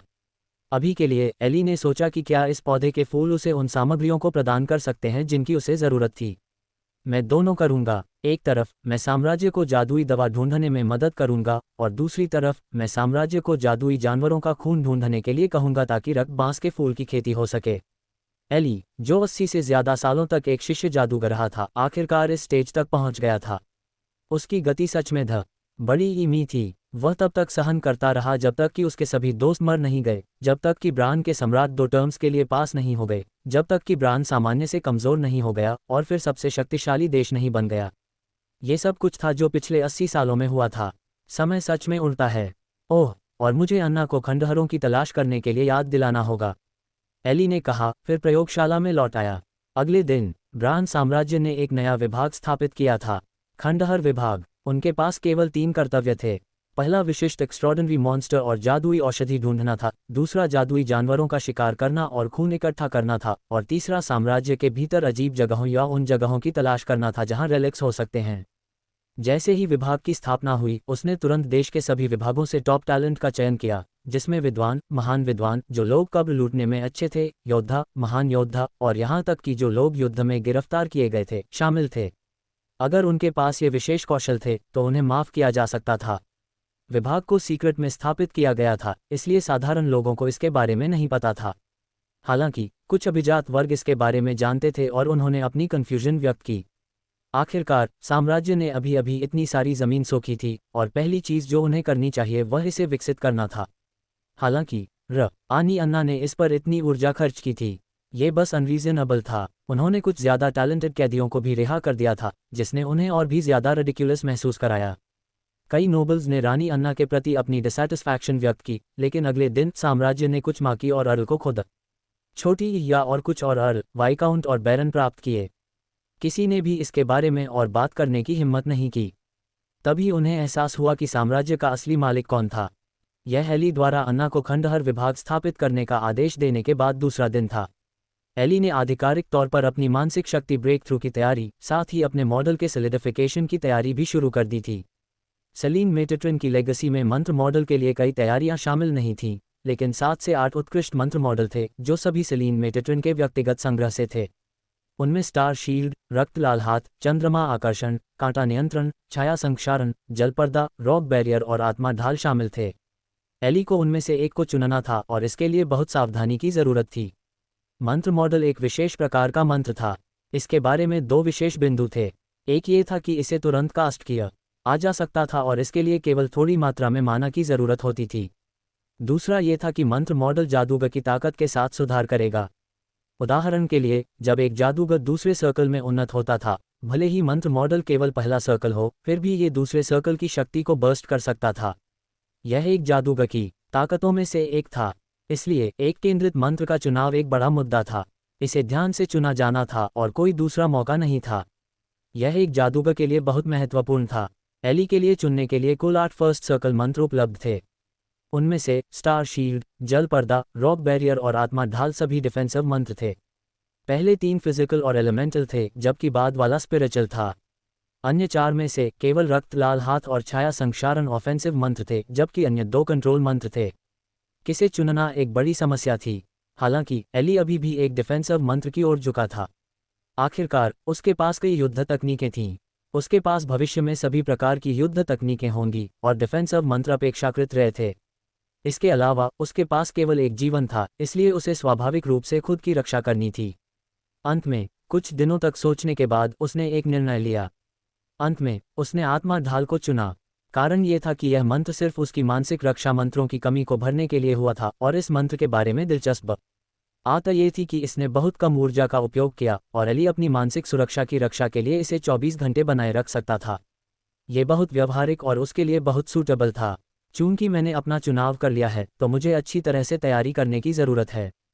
कागज़ पर रिकॉर्ड करने के लिए आत्मा ढाल के मॉडल का बाहर निकालते हुए एली इसका अध्ययन करने के लिए तैयार था। वह एक ब्रेक थ्रू के ज़्यादा से ज़्यादा करीब आ रहा था। अस्वीकरण, ये कहानी एक काल्पनिक रचना है और इसमें वर्णित जादू, शक्तियाँ या घटनाएं वास्तविक नहीं हैं। ये केवल मनोरंजन के उद्देश्य से प्रस्तुत की गई है। 111 पहला चक्र, रक्त बांस का फूल। ठीक वैसे ही जैसे एली मंत्र मॉडल सीख और याद कर रहा था, ब्रान साम्राज्य की सीमाओं के भीतर अनगिनत लोग एली के आदेशों को पूरा कर रहे थे। एक निश्चित पहाड़ में योद्धाओं का एक समूह शून्य चक्र के शुरुआती चरण में एक जादुई भेड़िया से लड़ रहा था। जादुई भेड़िया बहुत तेज था। हर बार जब वह डॉज करता था तो वह एक और हमला शुरू कर देता था। अगर आसपास के योद्धा सावधान नहीं होते तो उन्हें सीधे हमला किया जाता और जल्दी से मार दिया जाता। डैम इट, मैं उसे ब्लॉक करूंगा और तुम लोग एक चांस ढूंढो, योद्धाओं में से एक ने जोर से कहा। फिर वह जादुई भेड़िया पर पाउंस्ड हुआ और उसे रोकने की कोशिश की। जादुई भेड़िया भी शॉक्ड था। उसने फ्रैंटिकली अपने शरीर को हिलाया, तोड़ने की कोशिश की, लेकिन योद्धा की असामान्य स्टबननेस को देखकर भेड़िया ने सीधे आदमी के हाथ को काट लिया।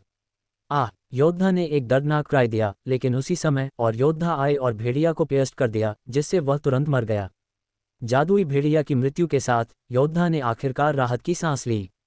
उसने दानव भेड़िया को दूर धकेल दिया और स्पष्ट रूप से महसूस कर सकता था कि उसकी बांह टूट गई थी। उसने एक गहरी सांस ली और दर्द में खड़ा हो गया। खून ले लो। तुरंत एक पेशेवर दूरी से भागा और जादुई भेड़िया का खून लेना शुरू कर दिया। योद्धा ने आह भरी। इस जादुई भेड़िया के खून के लिए उन्होंने 2 योद्धा खो दिए थे। एक साम्राज्य के भीतर एक झील में। Pub future ads. झील के बीच में कुछ छोटी नावें इकट्ठा हुईं और हर नाव में एक योद्धा बंधा हुआ था। कमांडर के आदेश के साथ उनमें से कुछ नाव से कूद गए और एक धमाके के साथ पानी में गायब हो गए। वे उतरते रहे और नाव पर रस्सी फैलती रही। 10 मिनट बाद योद्धाओं को एक के बाद एक ऊपर खींच लिया गया। ये कैसा है? क्या तुम्हें कोई खंडहर मिला? एक आदमी ने पूछा। नहीं, हमने पहले ही पूरे क्षेत्र की तलाश कर ली है। इसका कोई निशान बिल्कुल नहीं है। कुछ दिन पहले हमने जो अन्य क्षेत्रों की तलाश की थी उन्हें जोड़ने पर यहाँ कुछ भी नहीं होना चाहिए। योद्धा ने शांति से जवाब दिया। हर किसी ने फिर से आह भरी। नेता ने एक नक्शा निकाला और जारी रखा कि वे आगे कहाँ जा रहे थे। इस समय साम्राज्य के क्षेत्र में बहुत से लोग उनकी तरह तलाश कर रहे थे। उनकी तलाश अपेक्षाकृत सरल थी। हर दिन कोई परिणाम नहीं था, लेकिन हर दिन अभी भी कई आकस्मिक मौतें थीं। अगर यह रानी के आदेशों के लिए नहीं होता तो कोई भी इतने लंबे समय तक बने रहने के लिए विलिंग नहीं होता। वे क्या तलाश कर रहे थे?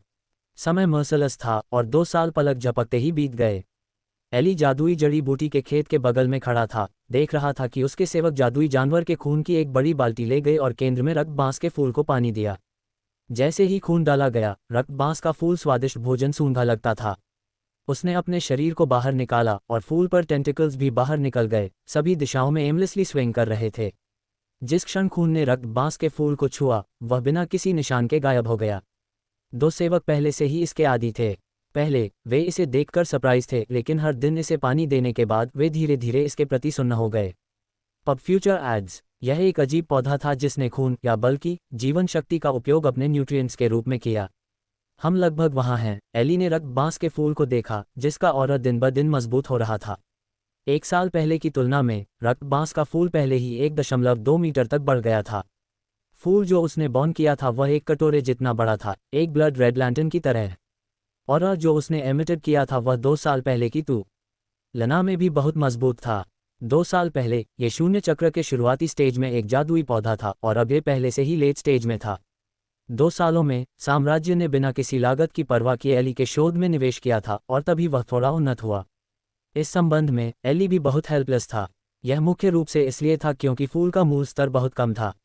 ये लगभग एक साधारण पौधे की तरह था। एली अब जो कर रहा था वह सीधे उसके स्तर को ऊपर उठा रहा था। इसके अलावा एली को सेलीन के जादुई दवा के रिकॉर्ड में ये पौधा नहीं मिला। ये बहुत संभावना थी कि यह चांद से म्यूटेट हो गया था और अंतहीन दुनिया के मीरा सिएलीज में से एक था। मुझे बस थोड़ा और समय चाहिए। एली ने शांति से विचार किया कि इसमें और कितना समय लगेगा। उसने 1 साल पहले ही मंत्र मॉडल का विश्लेषण समाप्त कर दिया था। वास्तव में ध्यान में अपनी प्रतिभा के अलावा वह समझने, विश्लेषण करने, मंत्र मॉडल और यहाँ तक कि पोशंस और कीमिया को फिर से बनाने में भी प्रतिभाशाली था। एक मंत्र मॉडल उसके लिए मुश्किल नहीं था। एकमात्र चीज़ जिसके बारे में उसे अब चिंता करनी थी वह ये था कि अपनी मानसिक शक्ति को कैसे तोड़ना है। रक्त बांस के फूल को एक तरफ रखते हुए उसे सीमा तोड़ने वाली औषधि के लिए आधे से ज़्यादा सामग्री पहले ही मिल गई थी, लेकिन शेष लोगों के लिए कोई क्लूज नहीं थे। वह केवल उन लोगों पर निर्भर कर सकता था कि वे तलाश करते रहें और देखें कि क्या वे उन्हें ढूंढ सकते हैं। चलो इसे धीरे धीरे लेते हैं। एली ने आह भरी। चूंकि वह अपनी मानसिक शक्ति को नहीं बढ़ा सकता था, वह केवल अन्य पहलुओं का अध्ययन कर सकता था। उसने हाल ही में कीमिया का अध्ययन करना शुरू कर दिया था और यह बस ऐसा हुआ कि सेलीन के संग्रह में अभी भी कुछ कीमिया मंत्र थे। और 2 साल बीत गए। एली ने अपने सामने जूते की जोड़ी को देखा और एक संतुष्ट मुस्कान का खुलासा किया। यह सबसे संतोषजनक जादूगर उपकरण था जो उसने अब तक बनाया था, और यह एक हाई ग्रेड जादूगर उपकरण के स्तर तक भी पहुंच गया था। मधुमेह हमेशा के लिए खत्म हो जाएगा। सोने से पहले करें ये काम। इंस्यूलेक्स डायबिटिक वायुगति जूते एक शून्य चक्र हाई ग्रेड जादूगर उपकरण। आंतरिक रूप से मुख्य रूप से हवा तत्व के गठन के साथ एनग्रेव था। सक्रियण पहनने वाले की गति को बढ़ा सकता है या एक शॉर्ट डिस्टेंस ग्लाइड कर सकता है। इसके अलावा एली द्वारा कुछ मॉडिफिकेशंस के बाद ये हवा में एक डबल जंप या एक तेज मोड़ भी कर सकता था। ये भागने के लिए एक अच्छा जादूगर उपकरण था। ये सही है, इस हथियार को परिष्कृत करने में एली का आइडिया तेजी से भागना था। इस समय सीमा तोड़ने वाली औषधि के लिए सामग्री में कुछ प्रगति हुई लगती थी। अभी भी 2 सामग्री थी जो ना बड़ी ये मिली थी। रक्त बांस का फूल भी शून्य चक्र के लेट स्टेज से टूट गया था और पहले चक्र तक पहुंचने वाला था। और 6 साल बीत गए। इस समय उसे एक और सीमा तोड़ने वाली औषधि की सामग्री मिली थी और वह इसे पूरा करने से केवल एक सामग्री दूर था। लेकिन दूसरी तरफ एली के सुखद सरप्राइज के लिए रक्तबांस का फूल आखिरकार अपनी सीमा तक पहुंच गया था। हालांकि समस्या ये थी कि ऐसा लगता था कि साधारण शून्य चक्र का खून अब इसे किसी भी तरह से एनहांस करने में सक्षम नहीं था। एली भी हेल्पलेस था और उसने आखिरकार एक निर्णय लिया। वह अपनी खुद की जीवन शक्ति का बलिदान करना था। एली पहले से ही शून्य चक्र की सीमा पर था, इसलिए वह अभी भी पौधे के लिए कुछ उपयोग का हो सकता था। एली ने अपना हाथ बाहर निकाला और सफ़ेद टेंटिकल तुरंत उसकी बांह के चारों ओर लपेट गया, फिर जीवन शक्ति को सकवे करना शुरू कर दिया। मैसिव और अंतहीन जीवन शक्ति ने धीरे धीरे रक्तबांस के फूल में सुधार किया। अंत में लगभग 500 साल की जीवन शक्ति को अब्जॉर्ब करने के बाद रक्तबांस का फूल आखिरकार एक पहला चक्र जादुई पौधा बन गया था। रक्तबांस का फूल पहले से पूरी तरह से अलग था। यह 1.5 मीटर लंबा था और उसका बांस जैसा शरीर खून ऊजिंग कर रहा लगता था, लेकिन इसमें एक मेटाल क्लस्टर भी था। उसके टेंटिकल्स पर और भी बहुत सारे स्पाइक लाइक चीज़ें थीं और संख्या बढ़ गई थी। सबसे महत्वपूर्ण बात यह थी कि फूल के केंद्र में कली में निहित मानसिक ऊर्जा आखिरकार पहले चक्र के स्टैंडर्ड तक पहुंच गई थी। जादुई दवा की यह स्टॉक, भले ही ये केवल पहला चक्र था, इसके इफेक्ट्स को दिखाने के लिए पर्याप्त थी। और जैसे ही एली सफल हुआ, सेवक अंदर चला गया। वह एली के लिए एक और अच्छी खबर लाया। अस्वीकरण, ये कहानी एक काल्पनिक रचना है और इसमें वर्णित जादू, शक्तियाँ या घटनाएं वास्तविक नहीं हैं। ये केवल मनोरंजन के उद्देश्य से प्रस्तुत की गई है। 112 ब्रेक थ्रू। तुम्हें सूर्य कोरोला मिल गया। जैसे ही वह रक्तबांस के फूल के एडवांसमेंट की अच्छी खबर से रिकवर हुआ, उसे एक और अच्छी खबर मिली। सूर्य कोरोला सीमा तोड़ने वाली औषधि में सबसे महत्वपूर्ण सामग्रियों में से एक था। ये शून्य चक्र की एक टॉप मटेरियल थी और इसे खिलने से पहले आमतौर पर कम से कम 100 साल लगते थे। बाद वाला कोई मायने नहीं रखता था। एली ने हमेशा सोचा था कि यह इस भूमि में मौजूद नहीं था, लेकिन उन्हें वास्तव में यह मिल गया। यह एक सुखद सरप्राइज था। हालांकि ये इनेविटेबल लगता था। आखिरकार हजारों लोगों ने साम्राज्य के हर कोने की तलाश की थी, जो लगभग 1 मिलियन वर्ग किलोमीटर भूमि थी। यहाँ तक कि अगर जगह बंजर थी, तो भी यह शून्य चक्र की मटीरियल के बिना नहीं होनी चाहिए। बेशक एक सामान्य व्यक्ति के लिए इसे ढूंढना असंभव होगा। ये कुछ ऐसा था जिसे ढूंढने के लिए एक साम्राज्य ने पूरे 10 साल खर्च किए थे। तो इसे जल्दी से मेरे पास भेज दो, एली ने आदेश दिया। अब जब उसके पास जादुई औषधि के लिए सामग्री थी, तो अगला कदम स्वाभाविक रूप से ब्रेक थ्रू की तैयारी में जादुई औषधि को कंकॉक्ट करना था। तीसरे दिन सीमा तोड़ने वाली औषधि के लिए सभी सामग्री जागीर में भेज दी गई। एली ने अपने सामने दर्जन भर सामग्री को देखा, एक गहरी सांस ली और तैयार करने और थोड़ा और इंतजार करने का फैसला किया। कुछ सामग्रियों के लिए उसके पास केवल उनमें से एक थी, इसलिए ज्यादा तैयारी करना बेहतर था। 5 साल बाद प्रयोगशाला में एली ने एक गहरी सांस ली, जादुई दवा की एक स्टॉक उठाए और इसे प्रोसेस करना शुरू कर दिया। 5 साल की तैयारी के बाद उसे पहले ही विश्वास था कि वह जादुई दवा को कंकॉक्ट कर सकता है। बहुत जल्दी सामग्री को एक एक करके प्रोसेस किया गया। एली ने फॉर्मूला के अनुसार औषधि को प्रोसेस करना शुरू कर दिया। 5 साल की तैयारी के बाद उसे हर कदम की एक तरह अंडरस्टैंडिंग थी। उसने कई सिम्युलेशंस भी किए थे, इसलिए वह बहुत कॉन्फिडेंट था। जल्द ही उसने सभी स्टेप्स को समाप्त कर दिया।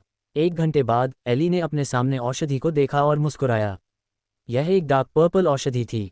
ये साधारण लगती थी, लेकिन यहाँ तक कि सिर्फ इसे सूंघने से एली को अपनी मानसिक शक्ति की धड़कन महसूस हुई, जिसने उसे बहुत खुश किया। बेशक भले ही सीमा तोड़ने वाली औषधि तैयार थी, यह अभी भी पर्याप्त नहीं थी। एली को ज्यादा तैयारी की जरूरत थी। कोरियम 3, जो नई रक्तबांस के फूल की औषधि थी, का उत्पादन किया जाना चाहिए। 5 साल के विकास के बाद रक्तबांस का फूल पूरी तरह से एक पहला चक्र मटीरियल बन गया था। फूल ने पूरी तरह से एली की आवश्यकताओं को पूरा किया और उसने इमरजेंसी के मामले में ज्यादा बनाने की योजना बनाई। 1 साल बाद एली ने अपने सामने कोरियम 3 की 10 बोतलों को देखा और एक संतुष्ट मुस्कान का खुलासा किया। ये औषधियां उसकी कड़ी मेहनत का परिणाम थीं। अगर वह सूटेबल गुणवत्ता के रक्तबांस के फूल का उत्पादन करना चाहता था, तो शून्य चक्र जादुई जानवर का खून निश्चित रूप से काम नहीं करेगा, इसलिए वह केवल फूल को अपने ही खून से खिला सकता था। ये लगभग 2000 साल की जीवन शक्ति का बलिदान करने के बाद का परिणाम था। यह एक समान राशि की तरह नहीं लग सकता है, लेकिन इनपुट और आउटपुट 2 पूरी तरह से अलग चीजें थीं। उसने 2000 साल इनपुट किया था, लेकिन इसका मतलब यह नहीं था कि रक्तबांस का फूल भी 2000 साल की गुणवत्ता वाला रक्तबांस का फूल पैदा कर सकता था। इसका एक हिस्सा कन्वर्ट करने में सक्षम होना पहले से ही बहुत मजबूत था। तो एली को लगा कि यह फूल उसके लिए एक परफेक्ट मैच था। एक को जीवन शक्ति की जरूरत थी, जबकि दूसरे में अंतहीन जीवन शक्ति थी। चूंकि मैं तैयार हूं, तो यह ब्रेक थ्रू का समय है। एली ने एक गहरी सांस ली। 3 दिन बाद सभी कर्मियों को लेटन जागीर में प्रवेश करने से मना किया गया था। उसी समय 1 दर्जन से ज्यादा महान योद्धाओं की एक टीम ने जागीर को घेर लिया और लगभग 100 योद्धा पेट्रोलिंग कर रहे थे। वे नहीं जानते थे कि क्या करना है, लेकिन रानी का आदेश एक भी मच्छर को अंदर नहीं जाने देना था। बेसमेंट में प्रकाश ने स्पेस को रोशन किया और इस समय एली केंद्र में बैठा था और उसके चारों ओर हर जगह फाइन रून्स थे जो एक रिच ऑरा का उत्सर्जन कर रहे थे और सराउंडिंग एलिमेंट्स को आकर्षित कर रहे थे। उसके सामने औषधियों की 11 बोतलें नीटली अरेंज्ड थीं। उसने मंत्र गठन को सक्रिय किया और ज्यादा तत्व तुरंत उसकी ओर आकर्षित हो गए।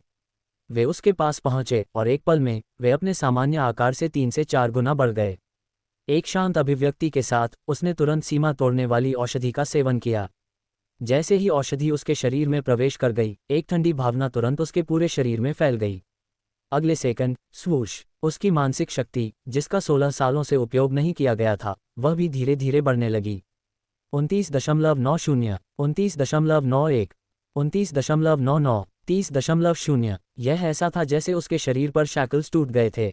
एली ने महसूस किया जैसे उसकी मानसिक ऊर्जा ने एक निश्चित सीमा को तोड़ दिया था और उसके शरीर में एक मिस्टीरियस परिवर्तन होना शुरू हो रहा था। उसकी मानसिक शक्ति के उदय के कारण और भी ज्यादा तत्व इकट्ठा होने लगे।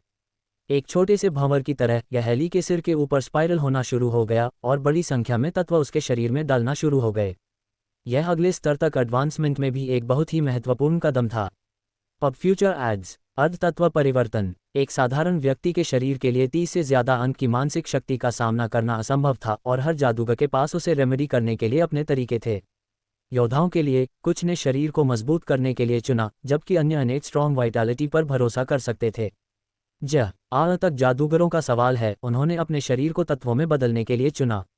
ये कदम एक शिष्य और एक आधिकारिक जादूगर के बीच मुख्य अंतर भी था।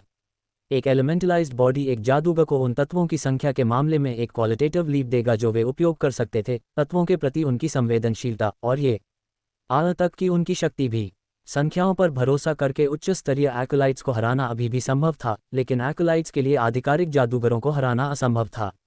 यहाँ तक कि अगर एक फर्स्ट सर्कल मेज के खिलाफ 10 ऑफ लेवल 3 एक्युलाइट्स थे, तब भी जादूगर के लिए हारना असंभव होगा। एक आधिकारिक जादूगर बनने के बाद, यहाँ तक कि अगर कोई सिर्फ एक साधारण शून्य चक्र मंत्र का यील्ड कर रहा था, तो उसकी शक्ति को कम से कम 5 से 6 गुना बढ़ाया जा सकता था। यहाँ तक कि कुछ जादूगर भी थे जो इंसानों को अपनी खुद की जाति के रूप में नहीं मानते थे, भले ही वे एक बार साधारण इंसान थे। जीवन में संक्रमण से मानसिकता में एक बड़ा बदलाव आएगा। बेशक पहले रिंग में एलिमेंटल एसेंस कन्वर्शन को पूरा करना असंभव था। फर्दर कन्वर्शन के लिए फर्दर एडवांसमेंट की जरूरत होगी। इस समय एली की आध्यात्मिक शक्ति के मार्गदर्शन में बड़ी संख्या में इकट्ठा हुए तत्व एली के कमजोर शरीर को बदल रहे थे। मॉडिफिकेशन जारी रहा। एली की कोशिकाएं धीरे धीरे अननोन बदलावों से गुजरने लगीं। थोड़ा थोड़ा करके तत्व इसमें फ्यूजन होने लगे और सेल कॉम्पोजिशन में मामूली बदलाव हुए। उसकी फिजिकल फिटनेस भी तेजी से सुधार कर रही थी और इस समय एली ने अपनी आंखें बंद कर लीं। उसके दिमाग में एक और बदलाव हो रहा था।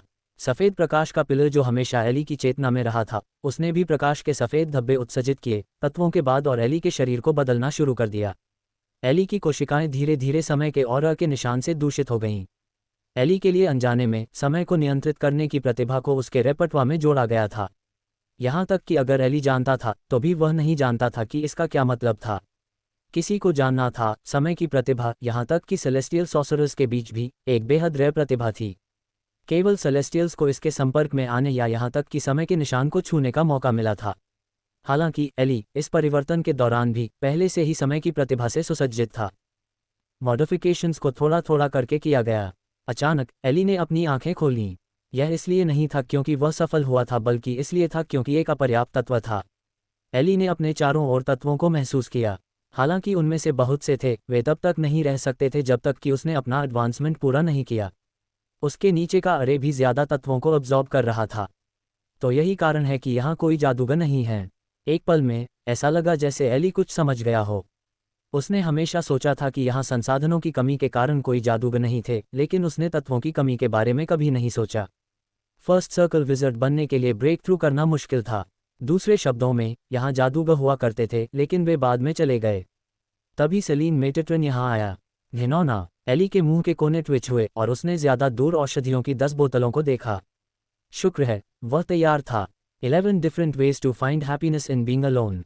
हर ब्यूटी। उसने दवा की एक बोतल उठाई और सीधे पी ली।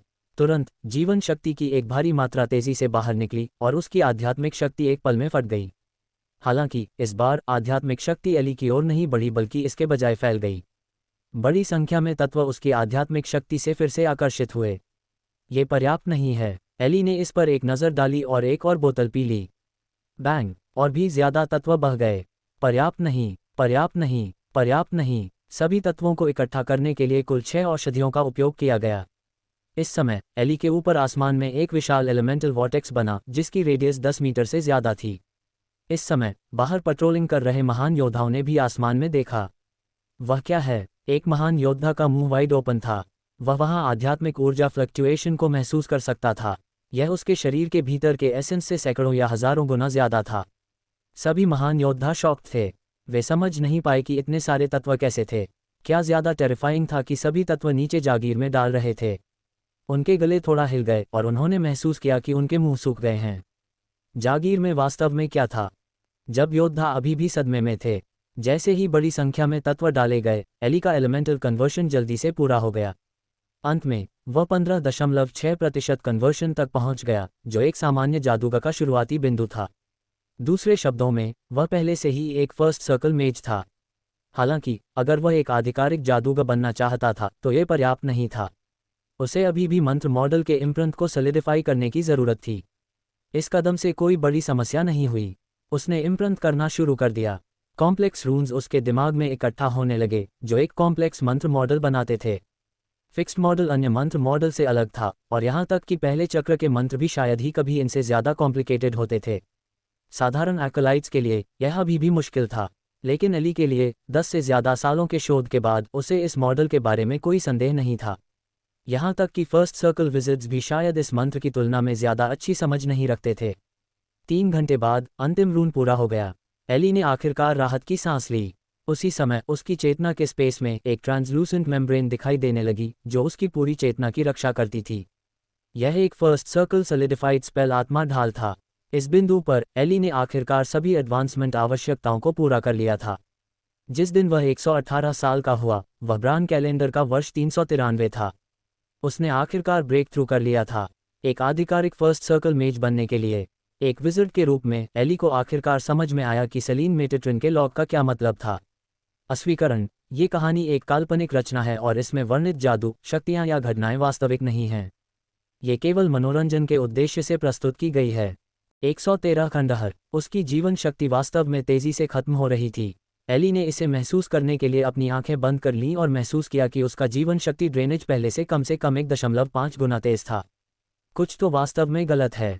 एली ने अपनी भौहें सिकोड़ीं। अगर उसकी जीवन शक्ति का उपयोग किया गया तो इससे कोई फर्क नहीं पड़ता, यह कोई बड़ी बात नहीं थी। हालांकि ये घटना वास्तव में बहुत अजीब थी। ये कैसे संभव हो सकता है कि स्तर जितना ऊंचा होगा, जीवन शक्ति उतनी ही तेजी से उपयोग होगी? ये बस आउटरेजस था। यह न केवल एली के कॉमन सेंस के अनुरूप नहीं था, बल्कि यह इस दुनिया के कॉमन सेंस के अनुरूप भी नहीं था। ये दुनिया वास्तव में एबनॉर्मल थी। खंडहरों में कुछ क्लूज हो सकते हैं। एली ने अपना सिर हिलाया और इस मामले को एक तरफ रखने और अपने शरीर में बदलावों की जांच करने का फैसला की।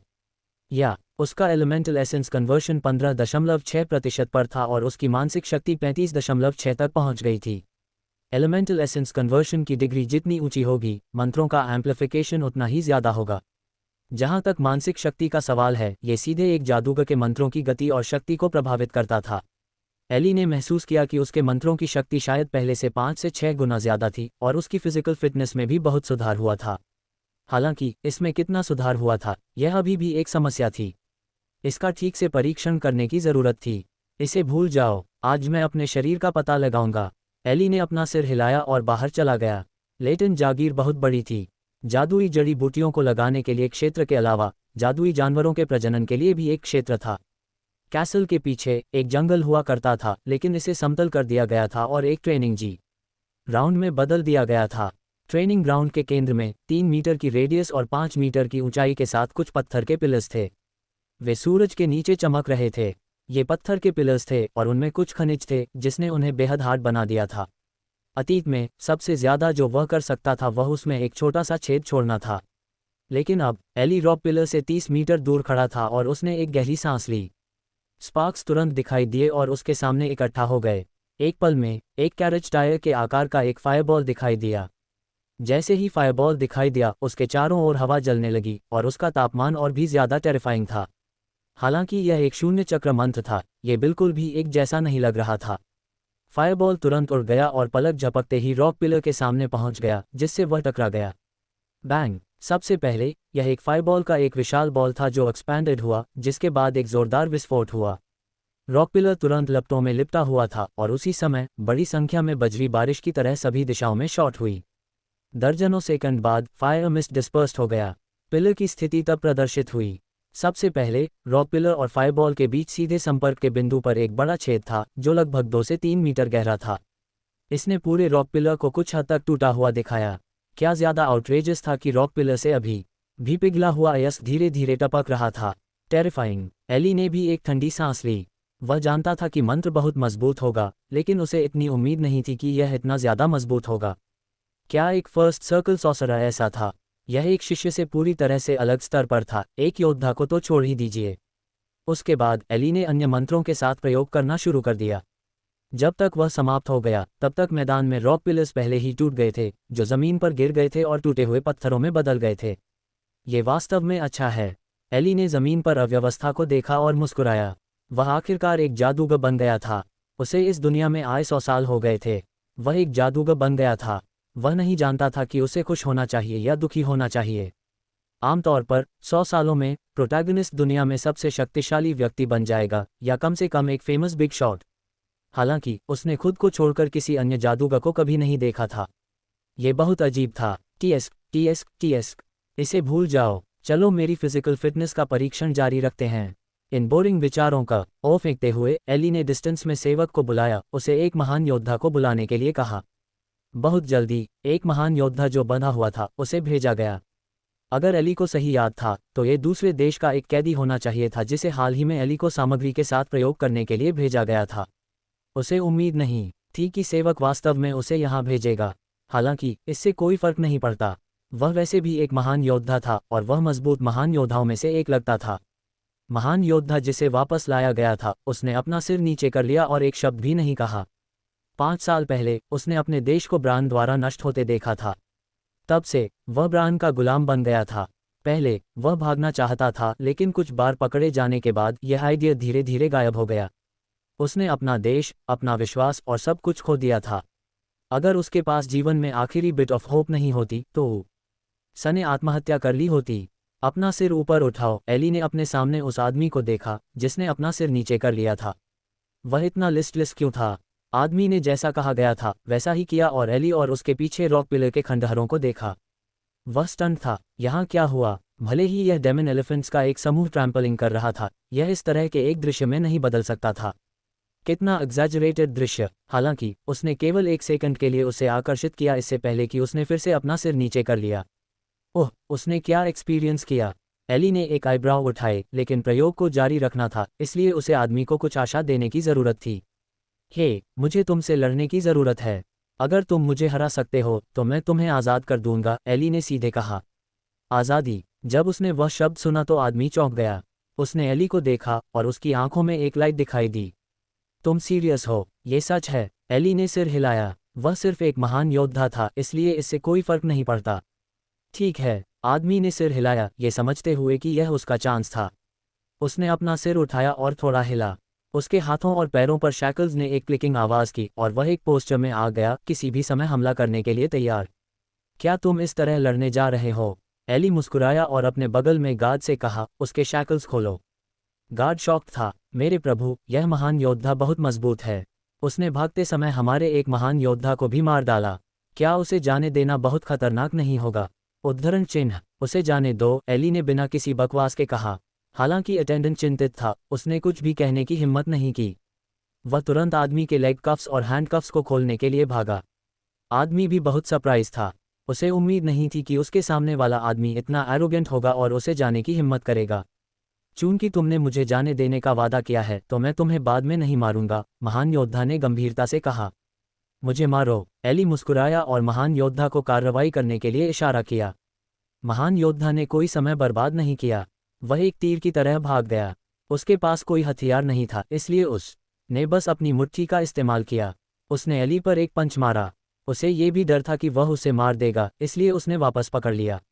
अगले सेकंड बैंग, मांस और खून टकरा गए और महान योद्धा डम्फाउंडर था जब उसने देखा कि उसकी मुट्ठी को एली ने ब्लॉक कर दिया था। यह क्या एफसीके था? उसने इसे ऐसे ही ब्लॉक कर दिया। क्या तुम एक साधारण व्यक्ति नहीं हो? उसने सोचा था कि यह केवल एली था जो खेलना चाहता था, लेकिन इस समय उसे एहसास हुआ कि अगर उसने इसे गंभीरता से नहीं लिया तो वह वास्तव में हार सकता है। तुरंत वह एक कदम पीछे हट गया, एक गहरी सांस ली और फिर से एली पर पाउंस्ड हुआ। लड़ाई शुरू हुई। हर महान योद्धा को अनगिनत ट्रायल्स और ट्रिब्यूलेशन से गुजरना पड़ता था इससे पहले कि वे एक बन सकें। स्वाभाविक रूप से वे क्लोज कॉम्बैट में भी बुरे नहीं थे। हालांकि ये बहुत रिडिकुलस होगा अगर किसी ने सोचा कि एली बुरा था। पूरे 100 सालों तक, यहाँ तक कि अगर एली ने केवल कभी कभी ट्रेंड किया तो भी वह कुछ ऐसा नहीं था जिसकी तुलना साधारण योद्धा कर सकते थे। महान योद्धा ने भी इसे महसूस किया। चाहे वह गति, शक्ति या यहाँ तक कि रिएक्शन हो, एली ने उसे पूरी तरह से कुचल दिया। यहाँ तक कि कॉम्बैट टेक्निक्स भी, जिस पर से बहुत गर्व था, वह एक सेकंड में देखा गया लगता था पूरी तरह से बेकार। आधा घंटे बाद महान योद्धा जमीन पर पड़ा था, उसकी आंखें डल थीं।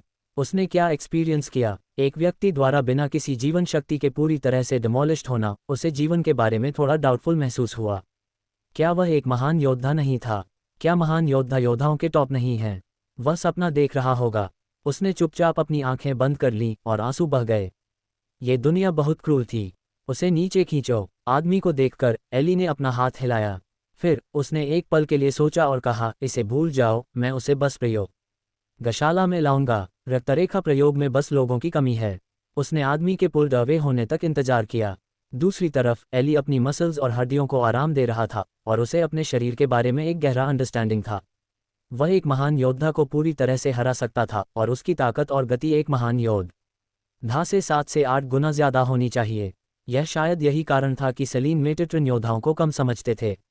आगे कोई सड़क नहीं थी और यहाँ तक कि अगर वह सड़क के अंत तक पहुँच गया तो ये केवल एक जादूगर की शुरुआत होगी। ये वास्तव में बोरिंग था। जहाँ तक एक नया रास्ता खोलने का सवाल है, ये बहुत मुश्किल था। आज का परीक्षण लगभग खत्म हो गया था और एली वापस लौटने के लिए तैयार था। उसे आगे बहुत काम करना था। उसे फर्स्ट सर्कल स्पेल मॉडल्स और फर्स्ट सर्कल के एडवांस नॉलेज को सीखना शुरू कर देना चाहिए। 3 साल बाद जैसे ही उसने एक नया मंत्र सीखना समाप्त किया, उसे अन्ना से एक संदेश मिला। उन्होंने खंडहरों को ढूंढ लिया था। चौंक कर एली तुरंत सीधे महल में चला गया और कमरों में से एक में अन्ना को पाया। चूंकि अन्ना एली को देश का प्रबंधन करने में मदद कर रही थी, एली ने बहुत पहले अन्ना को एक ब्यूटी पोशन दिया था। नत बड़ी जतन, वह अभी भी अपने 20वें दशक में लगती थी और वह अभी भी सुंदर थी। एकमात्र चीज जो बदल गई थी वह उसका ऑरा था। एक विशाल साम्राज्य के शासक के रूप में अन्ना ने भी एक नोबल ऑरा का उत्सर्जन किया जो बैक देन रानी सिंथिया से कहीं ज्यादा मजबूत था। यहाँ तक कि साधारण लोगों को भी उनके दिल की धड़कन तेज और उनकी सांस ज्यादा रैपिड महसूस होगी अगर वे उसके सामने खड़े होते हैं। बेशक वह बाहर था। शिक्षक, हमें खंडहर मिल गए हैं। एली के सामने रानी अन्ना मुस्कुराई जैसे कि वह वास्तव में खुश थी।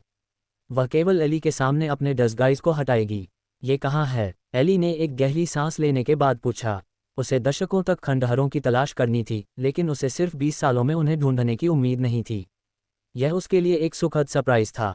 आखिरकार यह एक सेलेस्टियल के अवशेष थे। शिक्षक, क्या आपको अभी भी डूलिंग याद है? अन्ना ने पूछा। डूलिंग? एली ने एक आईब्राव उठाए। ये डूलिंग में नहीं हो सकता है ना? ये सही है। खंडहर डूलिंग में नहीं है, लेकिन ये शहर से 1 दर्जन किलोमीटर दूर एक घाटी में है। अन्ना ने नक्शा निकाला और एली को स्थान दिखाया। ये वास्तव में यहाँ है। एली ने नक्शे को देखा और उसकी आंखें ब्लैंक हो गईं। वह इस जगह से गुजरा था जब वह डूलिंग में पेट्रोलिंग कर रहा था और यह केवल कुछ किलोमीटर दूर था। यह क्या था? 114 क्रैकन। अन्ना के अनुसार खंडहरों की खोज एक संयोग थी। पहले सर्च टीम गहरे पहाड़ों में एक गुफा की जांच करने गई थी, लेकिन वे एक अंडरग्राउंड नदी में दुर्घटना से गिर गए। सर्च टीम एक योद्धा थी, इसलिए वे अंडरकरंट में नहीं मरे।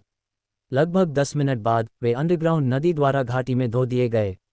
उस समय सर्च टीम भी घायल हो गई थी और जाने के लिए तैयार थी।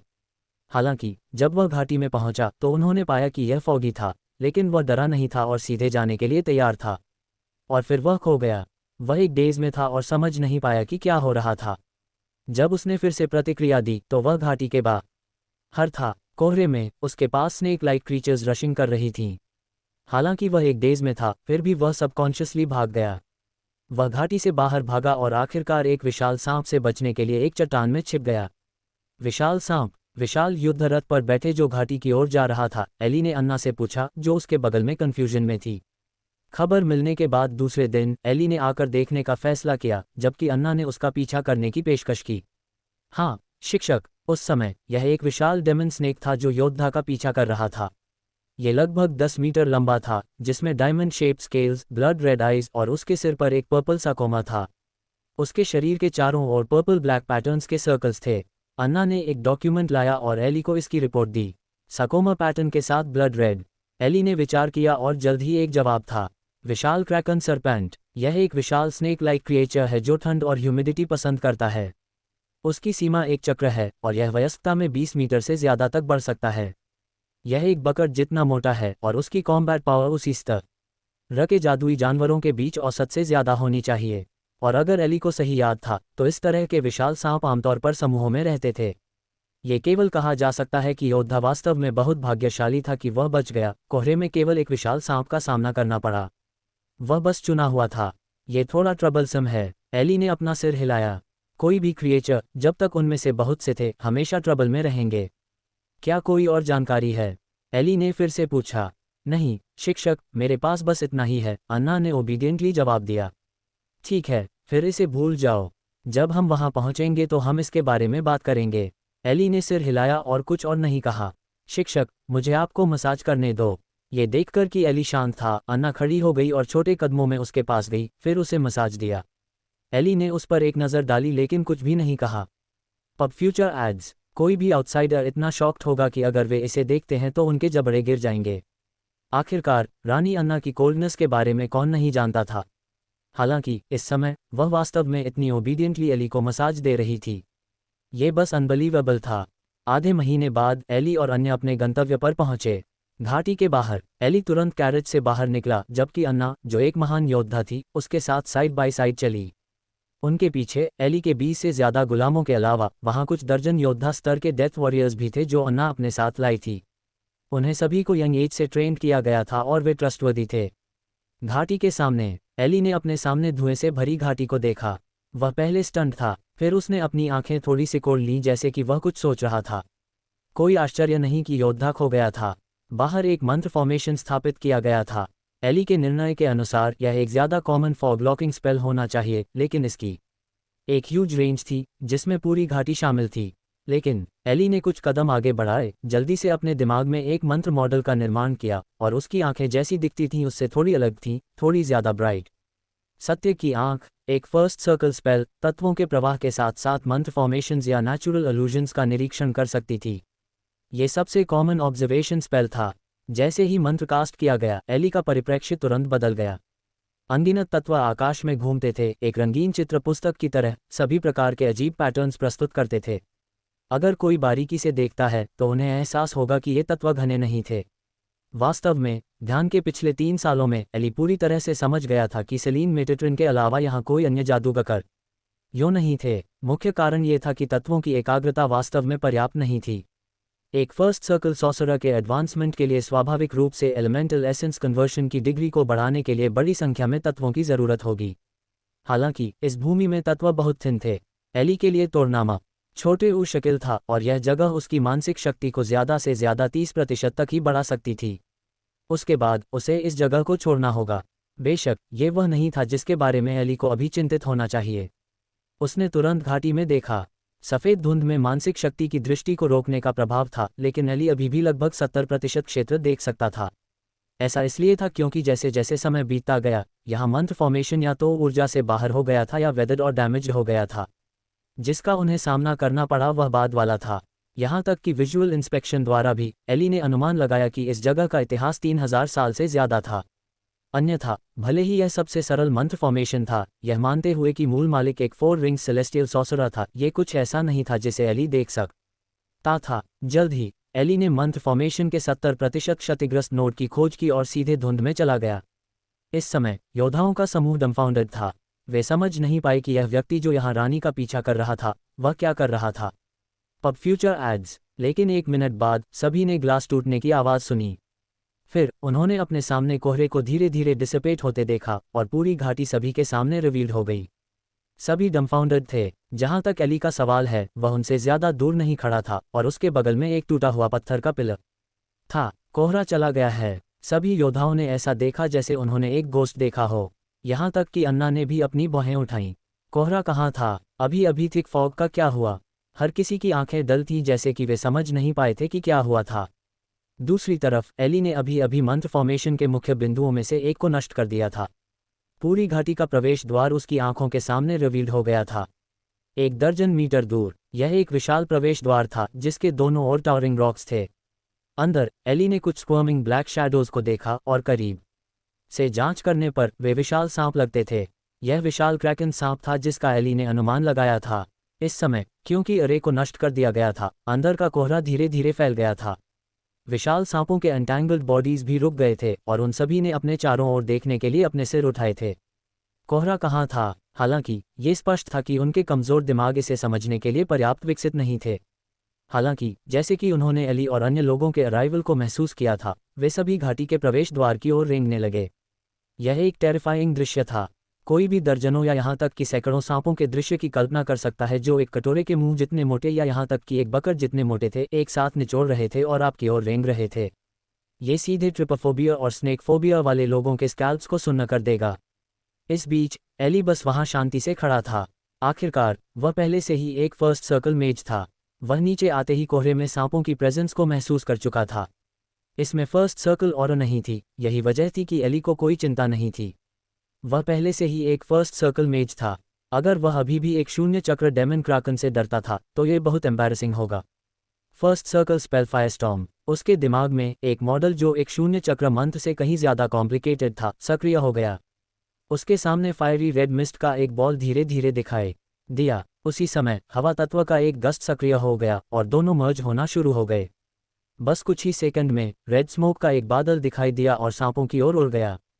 जैसे ही रेड मिस्ट ने स्वेप्ट अवे किया, ये धीरे धीरे एक टॉर्नेडो में बदल गया। सभी दिशाओं में आग के हाई टेम्परेचर टॉरेंट्स को शूटिंग करते हुए, सांपों में स्मैशिंग करते हुए। जैसे ही सांपों में से एक आग के संपर्क में आया, उसने तुरंत एक दर्दनाक हाउल किया और उसका शरीर जल्दी से पिघल गया। अन्य विशाल सांपों ने इसे महसूस किया और तुरंत सभी दिशाओं में डॉज्ड हो गए। हालांकि बहुत देर हो चुकी थी। आग का बादल पहले ही सांपों के केंद्र तक पहुंच चुका था। यह उन लपटों के साथ था जो सभी दिशाओं में तेजी से फैलते थे और एक हिंसक विस्फोट होता था। अधिकांश विशाल सांप तुरंत लपटों से घिरे हुए थे जिससे क्रैकलिंग आवाजें आती थीं। अधिकांश शवों को या तो राख में जला दिया गया था या विस्फोट से टुकड़ों में उड़ा दिया गया था और सभी दिशाओं में फेंक दिया गया था। 10 सेकंड बाद धुआं फैल गया और जमीन चार्ड हो गई थी।